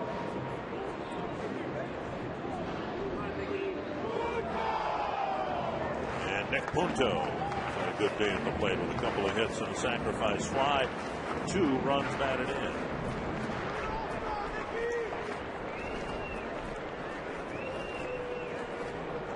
The Twins doing a good job of getting 2 out hits. They picked him off. And they got him. Caught him napping. And Span is picked off to end the 6th inning. Must have been talking to Juan Samuel.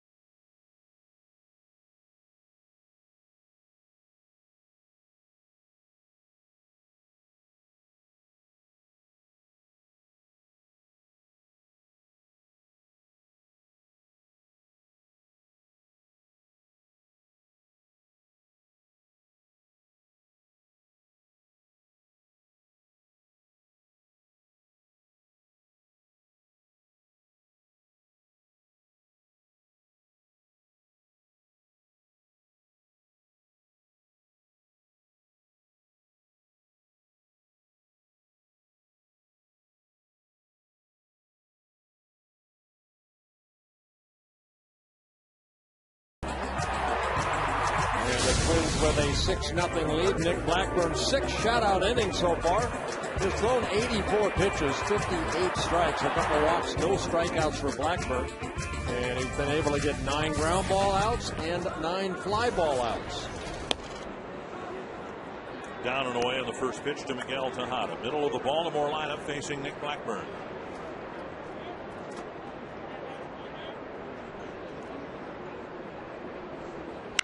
Hit hard to center field. Span going back. Makes the catch on the track. 1 away. Before Matt Wieters comes up, the next time you're at a Twins merchandise outlet like the Pro Shops or Majestic Athletic Clubhouse at Target Field, you can purchase a cool print of Target Field created by artist Michael Brower called Home of the Twins. A cool contemporary view of Target Field, a great gift for any Twins fan. Right now, it's only available at Twins merchandise locations.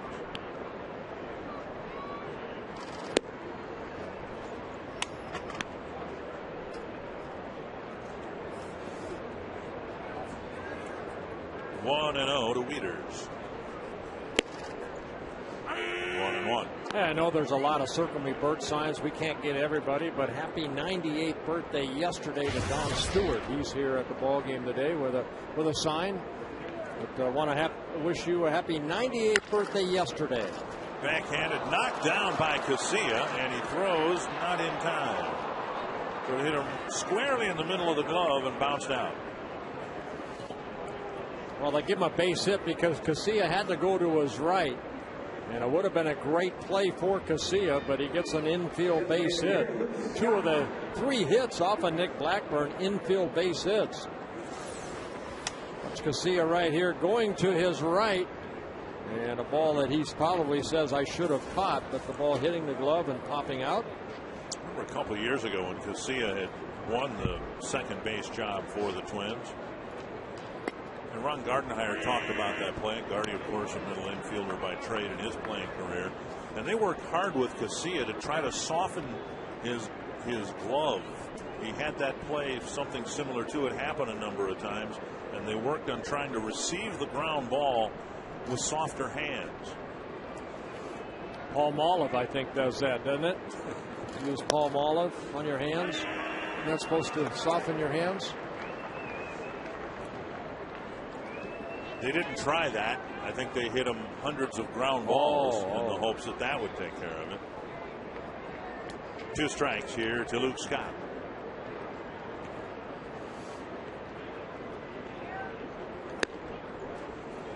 Was a tough play and should have been ruled a base hit. I still find it remarkable that here we are with nearly 32 games in the books, and this team has only committed 6 errors. Yes. Well, if you're a pitcher like Blackburn, you love that. I mean, because again, Blackburn not a strikeout pitcher. He needs good defense, and he's had it here so far today. If he can get Luke Scott to roll over on a fastball and hit it to Casilla, we might have a double play. It's right off the end of the bat. Announced attendance today, 38,641. Another sellout here at Target Field. Their 14th sellout of the season and 13th consecutive sellout. And they're saying that the only reason a couple of the games, I think against Boston, didn't sell out, fans weren't aware that there were tickets available. They'd been turned back in late, so there were a few tickets that were left over beyond the ones sold and copped out. Ooh, close pitch. 2-2. Almost had his first strikeout right there. Good fastball, inner half of the plate. See Ramos right there. Wow.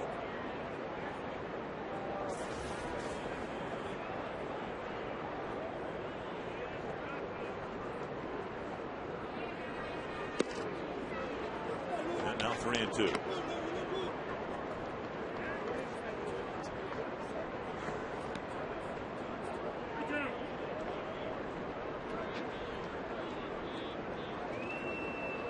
Down by 6 runs.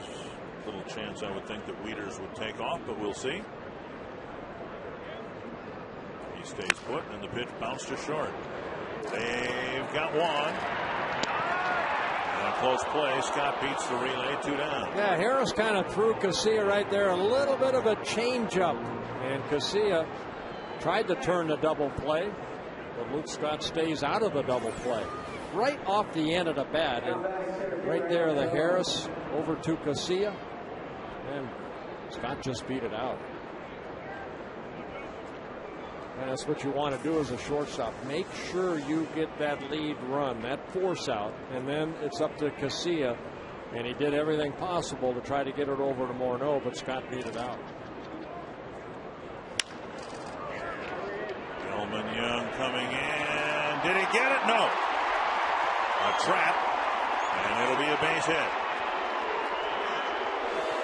Young, I think, hesitated at the very outset of that fly ball and came up a little bit short. Yeah, you can almost see that ball bounce, and Brian Gorman, the crew chief, the third base umpire, kind of went out and watched that ball, and I think we'll see it right here.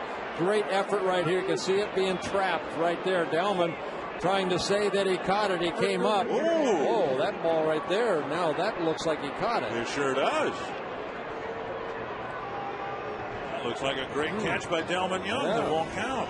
Well, from our angle right here, but that side angle, again, great job by the camera guys showing them. And the tape guys. Let's take another look at it.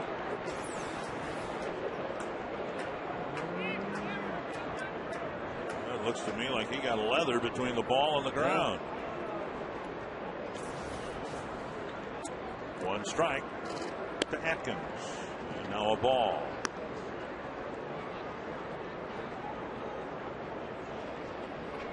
This will be Blackburn's 100th pitch.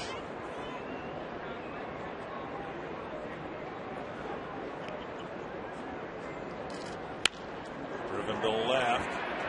And Young makes the catch to end the inning. No damage done. Couple of hits, 7 shutout innings for Nick Blackburn.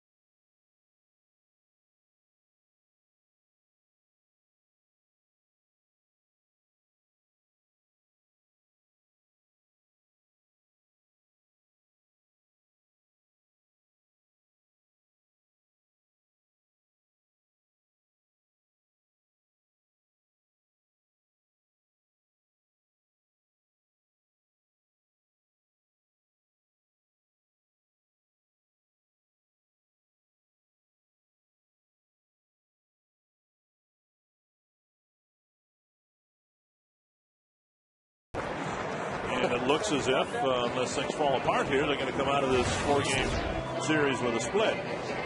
Clay Meredith will pitch to the Twins in the 7th. Yeah, Meredith, the side armor, coming in for his 13th appearance. No record out of that bullpen. Very good, 2.25 ERA and 8 innings pitched. 5 walks, only 1 strikeout. Meredith coming over from the San Diego Padre organization. How about those Padres? Are they off to a good start this year? Buddy Black doing a good job of managing that ball club.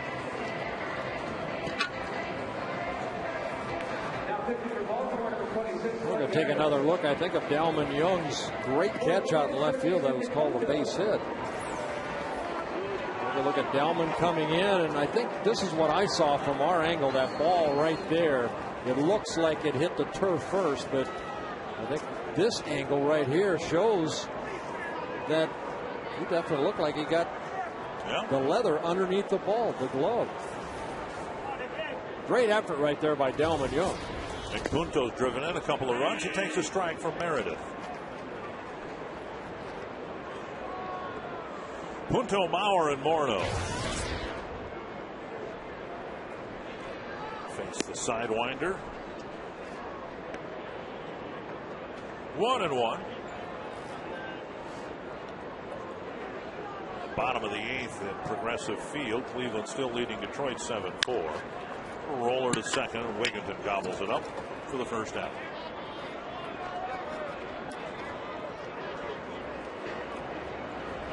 Tickets for the 2010 Twins autograph party will go on sale tomorrow at 9 in the morning. Remember, this event has sold out the last few years. And tickets purchased in advance save you $10. The event is Saturday, June 12th. And it features a great autograph opportunity from the current Twins as well as a lot of former greats. The autograph party benefits the Twins Community Fund. You can call 800-33-TWINS for all the details. You can also purchase tickets beginning at 9 a.m. tomorrow on the web or at any Twins merchandise location. Now, I need to get some clarification on this, but I believe that the autograph party would be held here. Remember, it used to be held outside the Metrodome. So it's another opportunity to be around this great ballpark and get some autographs for Twins fans. Great fundraiser for the Twins. 1-1 to Mauer. And now 1-2. And all that money raised goes right back into the Fi-State area. Oh, Blackburn with 100 pitches. Alex Burnett and Matt Guerrero loosening up in the bullpen. Mauer slices it foul. Still 1-2.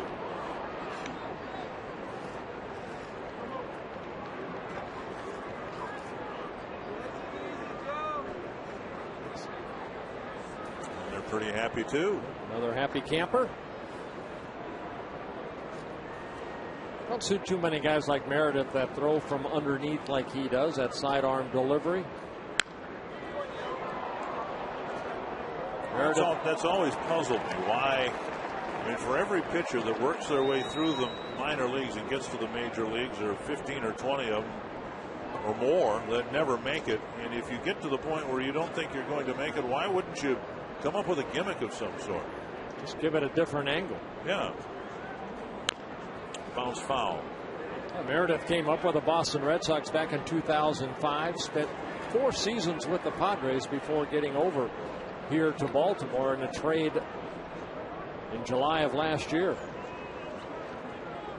Knuckleball pitchers, almost all of them, got to the point where they knew they weren't going to make it, either as a position player or a conventional pitcher, and they picked up the gimmick pitch. This would seem to be an easier transition to make, to transform yourself and just change your delivery and come up with a little funk in your delivery. You know what? And it's a good question. Why? Maybe because these guys are making $600 or $700 in low, ball, and they might say, you know what? I've already given it 4 or 5 years of my life to minor league baseball. I'm not getting anywhere. I want to go to independent ball, or once they get released, to make that kind of low money. And I'm sorry that is for playing a professional baseball. And then where they go out and maybe in the real world and get a better job that might, double or triple their salary. It's tough. There's a lot of guys down there. I have a son, I have a nephew that went through the minor league systems. And, of every young man that gets an opportunity to sign a major league contract, I think it's 2 or 3% of that ever get to the big leagues. So there's a lot of kids down there starving in the minor leagues, hoping to get a shot at the major league level. Another 3-2 to Mauer and a roller to second. And out number 2. Well, I keep thinking of Dan Quisenberry. You played with a guy, Kent Tekulve. Right. Now, when Kent Tekulve was a high school pitcher, I'll bet he didn't throw that way, did he? No, he said he started in the minor leagues. It was just unusual delivery, and he felt comfortable down there. He had some shoulder problems when he was on top, and when he dropped down, almost like Pat Neshek had to go through. You find that right release point, and you hope that, it can get you to the major league level. Morneau struck out 3 times today. He takes a big wave at Meredith's first pitch.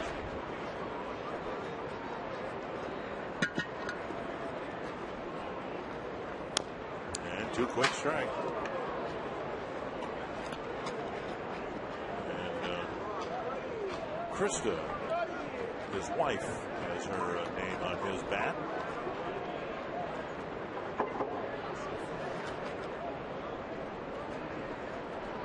Two strikes. And a tough day for Morneau with 4 strikeouts and a 1-2-3-7 for Meredith.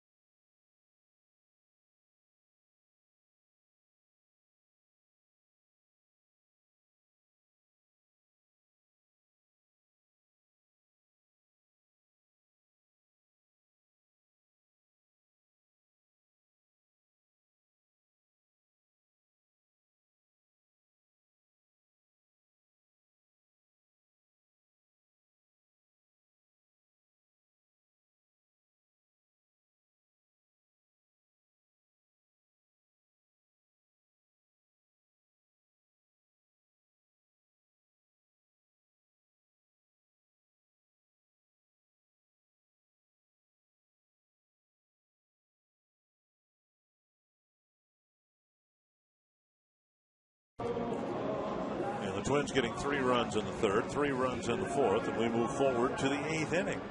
And Matt Guerrero comes out of the Twins' pen to pitch to the Orioles. Oh, great job by starter Nick Blackburn. 7 shutout innings, allowed only 4 hits on 2 walks and no strikeouts. It's the 3rd start for Blackburn in 6 that he did not get a strikeout. But Matt Guerrero coming in, making his 15th relief appearance. The bullpen has been outstanding for the Twins this year, and Matt, a big reason why. Very steady out there. And a nice luxury with a doubleheader. The starters did their job well enough yesterday. Twins have an off day tomorrow. You're using relievers because you want to rather than because you need to. And that's the case here with Guerrero getting a chance to pitch an inning. It might even be John Roush pitching in the 9th inning, even though it's not a save situation with an off day tomorrow. 1-1. Half swing. I think you win. 1-2.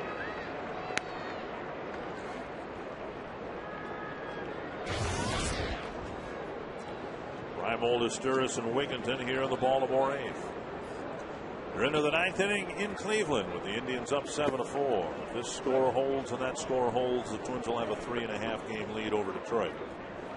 Chicago's also losing 5-4 in the 7th. And the White Sox, who make up the rest of this homestand, might find themselves entering the 2-game series already 8 games behind the Twins. And putting the cart in front of the horse, but imagine if that were the case, how critically important those 24 hours are going to be for the White Sox. They've got to come in here, play 2 games in less than 24 hours, and they'll start the series 8 games back. Chopper left side, Punto fields a low hop, got him by an eyelash. That ball stayed down for Punto, and it kind of made the throw more difficult. Well, I remember Jim Rich talking about Nick Punto. He has 4.4 seconds to get that ball over to first base, and you know he's expecting the big hop, but it stayed down, and then on the run have to put something behind it, and getting Reimold just maybe by a step, half a step right there. Nice pick right there by Morneau to get the first out.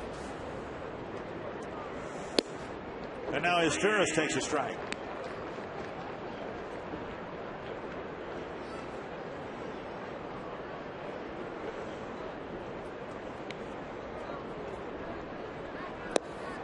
Breaking ball missing. 1-1.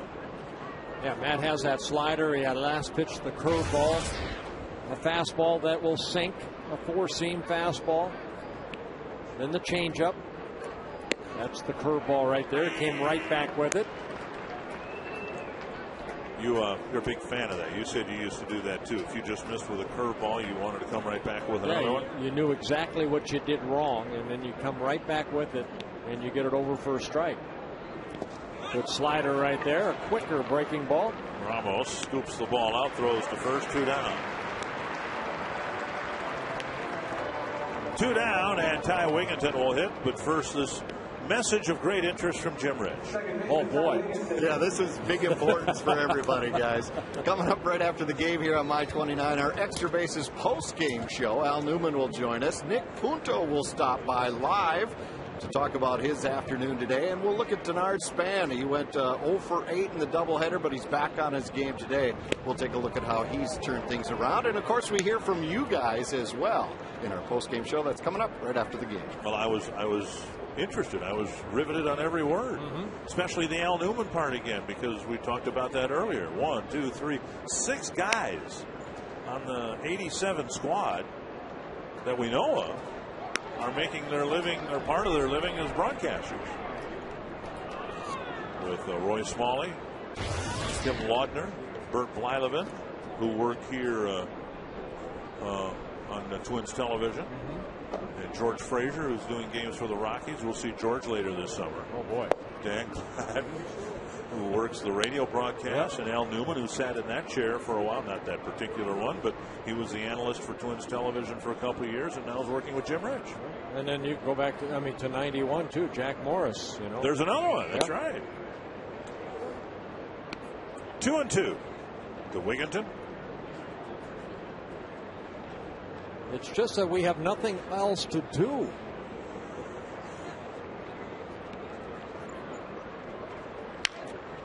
And a chopper foul. Gets you into the games for free. That's what I always tell people. No, I'll tell you what, I think when, you know, everybody you mentioned right there, they all love the game of baseball. You just want to be around the game. And I think if you wanted to, Tom Bernansky could probably find a job too. Frank Viola did some broadcasting work for a while. Yeah. No, not Bruno. Down the line. And, a fair ball. Up here, it looked like it was a foul ball, but it's a double for Wigginton with 2 outs here in the 8th. Brian Gorman, the crew chief, again, right down that third base line, watching the flight of the ball. And that ball must have hit the chalk. Wigginton. Ball looks like it's going to go foul, but once it hits the ground, right. Boy, got a part of the line. Sure did. Look at the view the umpire got. Yep, a fair ball. So Wigginton gets his first hit of the ball game on his 6th double of the year. It's a 2-out double. And here's Markakis. Missing, ball 1.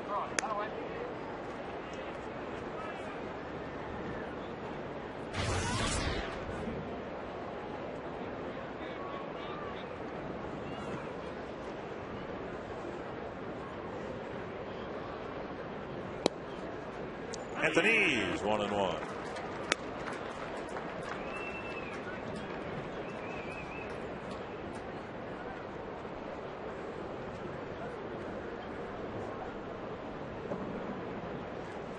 Markakis 0 for 3, was hitless in the ball game last night.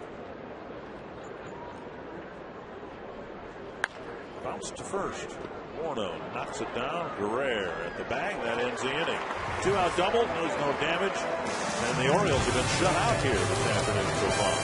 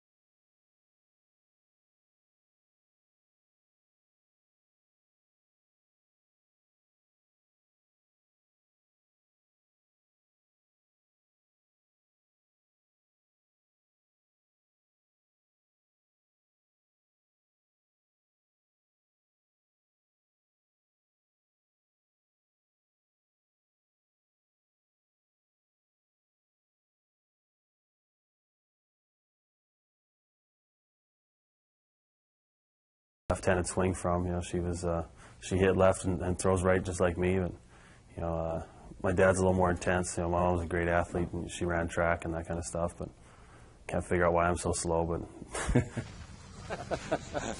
yeah, but you got power, baby. You got power.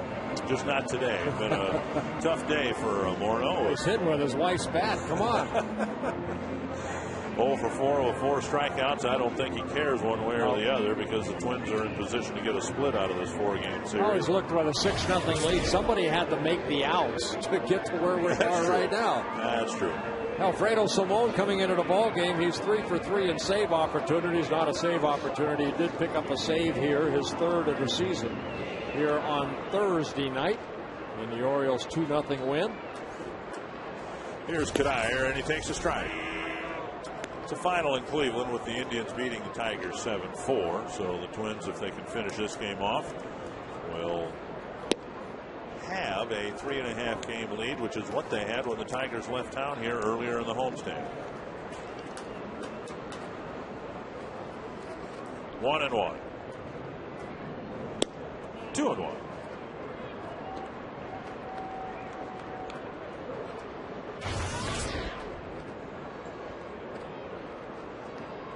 Cuddyer, Young, and Ramos facing Simone. That's toward the hole and trickling into left field off the glove of Tejada. And Cuddyer slams on the brakes after a big turn. He's got his first hit of the day. Yeah, good effort right there by Tejada going to his left, trying to get this ball. It would have been a tough play maybe to get Cuddyer at first. Ball has now kind of eyes between third and short. Tejada kind of deflects it into left field. Cuddyer the big turn, and then he stays at first base. Twins get their 11th hit of the ball game. Delman Young, 3 hits last night, 0 for 3 today. Up and away, ball 1. You know, Simone, one of those guys. He spent 9 years in the minor leagues before he came up with the Orioles a couple years ago. Pitched down in the Mexican League to try to refine himself. And now he's a closer at the major league level. By default, though, Mike Gonzalez was supposed to be the closer, and the Orioles have been really disappointed and frustrated with him. With somebody else's problems comes opportunity. And Wieters stung by that. Delman Young fouling it right back into Wieters. Wieters, like Mauer, pretty big, strong guy. Seems to be the mold now that catchers are being cut from. We saw Sandy Alomar here I guess last weekend when we were in Cleveland was when we most recently saw him as a member of the Indians coaching staff. He was the first big catcher that I remember. I remember Lance Parrish. Lance Parrish was a big man. But like 6'4", 6'5", big? Well, Lance is about 6'4". Was he really? Yeah. Okay. 1 down, 1 on. Young strikes out, and Ramos, who's dwarfed by Mauer's 6'5", he'll hit here. You know his good size that caught me when I first came up. 2 guys. George Matterwall was about 6'2", but Phil Roof. Phil Roof, yeah.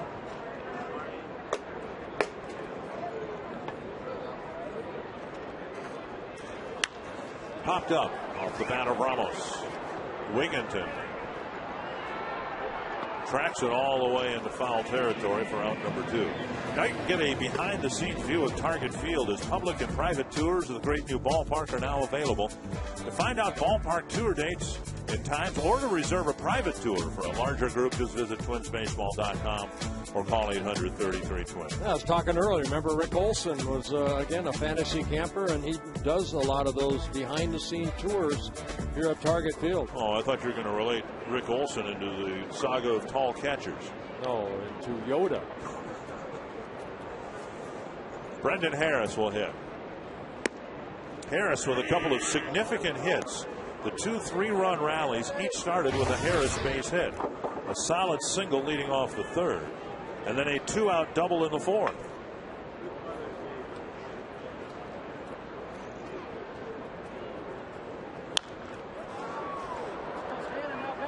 Yeah, Twins doing some good 2-out hitting. 6 of the 11 hits for the Twins this afternoon have come with 2 outs. No way. 2 of them. How often does that happen? Does that mean I got to talk to Mom again? How about that? 2 of them in one day. And Eric's sitting here. Yeah, you ought to be back out there getting some more souvenirs. Get out there. Well, that's pretty special. That's right unbelievable there. Right there. 40,000 people here, and one guy gets 2 of them.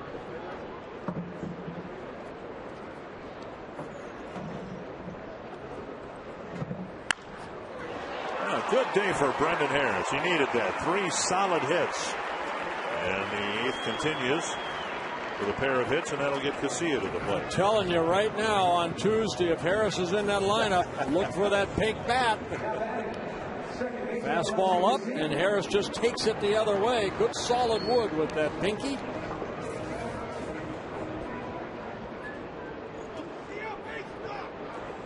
Here's Casilla.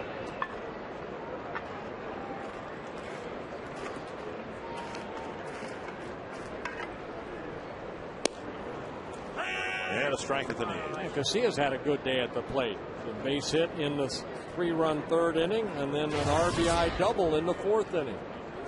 Then he hit the ball deep to Raimon out in left field in his last at-bat. Deep left field. Dribbler right side, picked up by the first baseman, and a good play. It's Atkins to Simone to end the 8th inning. Let's take a 9-run lead into the 9th, and it will be John Roush.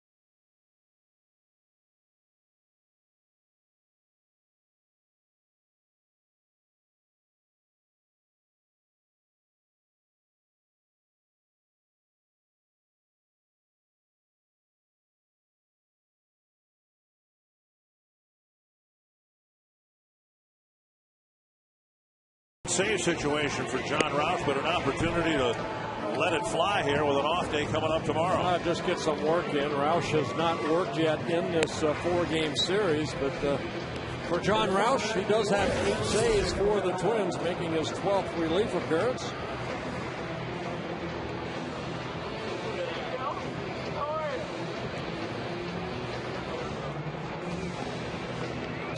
Game of the year, and Roush has been very good. He'll face the middle of the Baltimore lineup, Tejada, Wieters, and Scott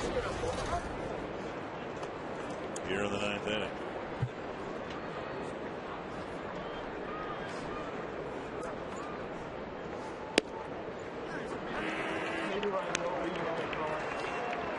The Leinenkugel game reset. It's the Twins in front 6-0. Span 3 hits tonight. Harris with 3 hits. Lower part of the lineup doing a good job. Tejada drives it to left. And Young got turned around a little bit, but he got there to make the catch. Boy, that's got to be a tough play for an outfielder. Delman Young, that sun, you can see the shadow right behind him. With the sunglasses on, he kind of spun around and started turning and went where he thought the ball was going to go. Tejada giving it a ride right here. Young turning around and then has to go to his left real quick and make the catch on the track.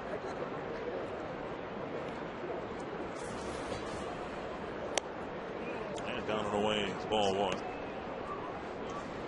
You can see what he's looking up to right there in that blue skies.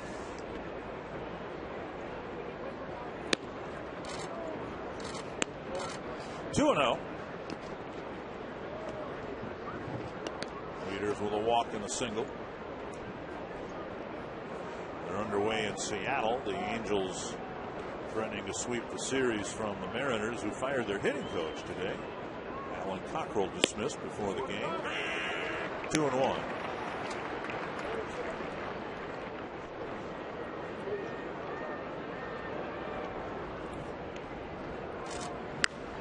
call back. 2-2. That's a shame when a club doesn't produce the way that they think, that it's the coach that ends up getting fired. We were in Chicago last year when the Cubs fired Gerald Perry as their hitting coach. That didn't seem to do any good.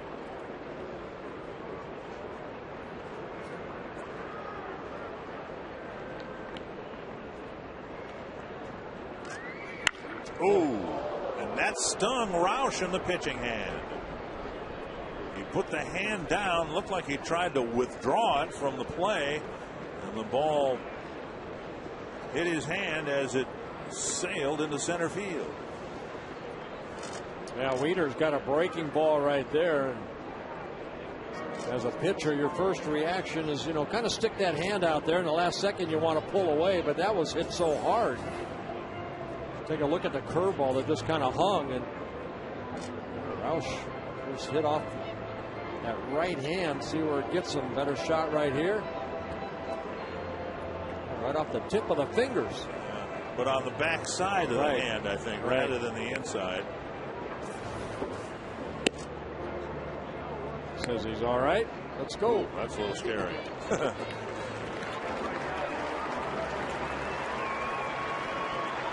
We saw Roush right there kind of turn around at Harris and say, okay, ball hit back to me. Hopefully not as hard this time. If I do catch it, I'm going to you.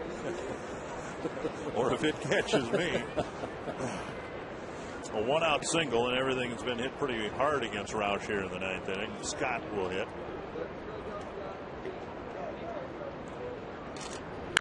High fly ball, and Span comes in from center field.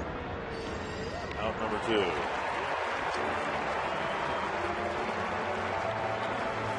Well, honestly, between games yesterday, I spent some time strolling through downtown Minneapolis, ran into a lot of Twins fans, and not panic, but they were wondering how in the world it could happen that the team with the worst record in baseball could beat the Twins twice. And it's the game of baseball, and things can turn. Twins didn't hit the ball particularly hard last night, found a way to win a ball game, and now it looks like they're going to get a split. Well, let's hope so. I mean, Roush needs one more out. It'll be the 4th shutout for the Twins. They've been shut out twice. They got shut out here in game 1 of this 4-game series by the Orioles.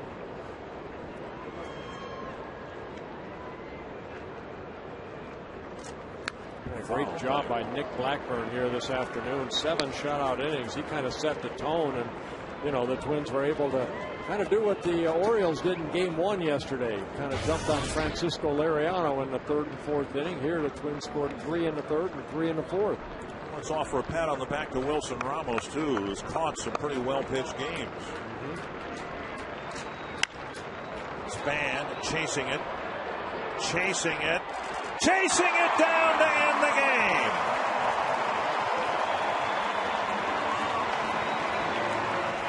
A great running catch for Denard Span, and the Twins do indeed get their split. Outstanding defense again here this afternoon. And the Twins do shut out the Baltimore Orioles with a 6-0 win.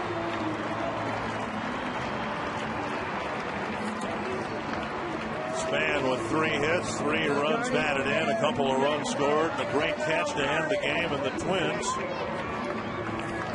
with a good ball game to wrap up the series thanks to their starting pitcher. Well, Nick Blackburn, you know what? I mean, he didn't get as many ground ball outs as we usually see him, but only 2 walks in the ball game, 7 shutout innings, and he needs great defense behind him. And he thanks Nick Puto right there. Nick Blackburn, his record goes to 3-1, and the Twins are now 21-11 on the year. And Nick Blackburn, our Verizon player of the game, John Roush with a 9th inning, facing 4 batters to wrap things up. And the Twins right now have a 5-2 homestand and have a 3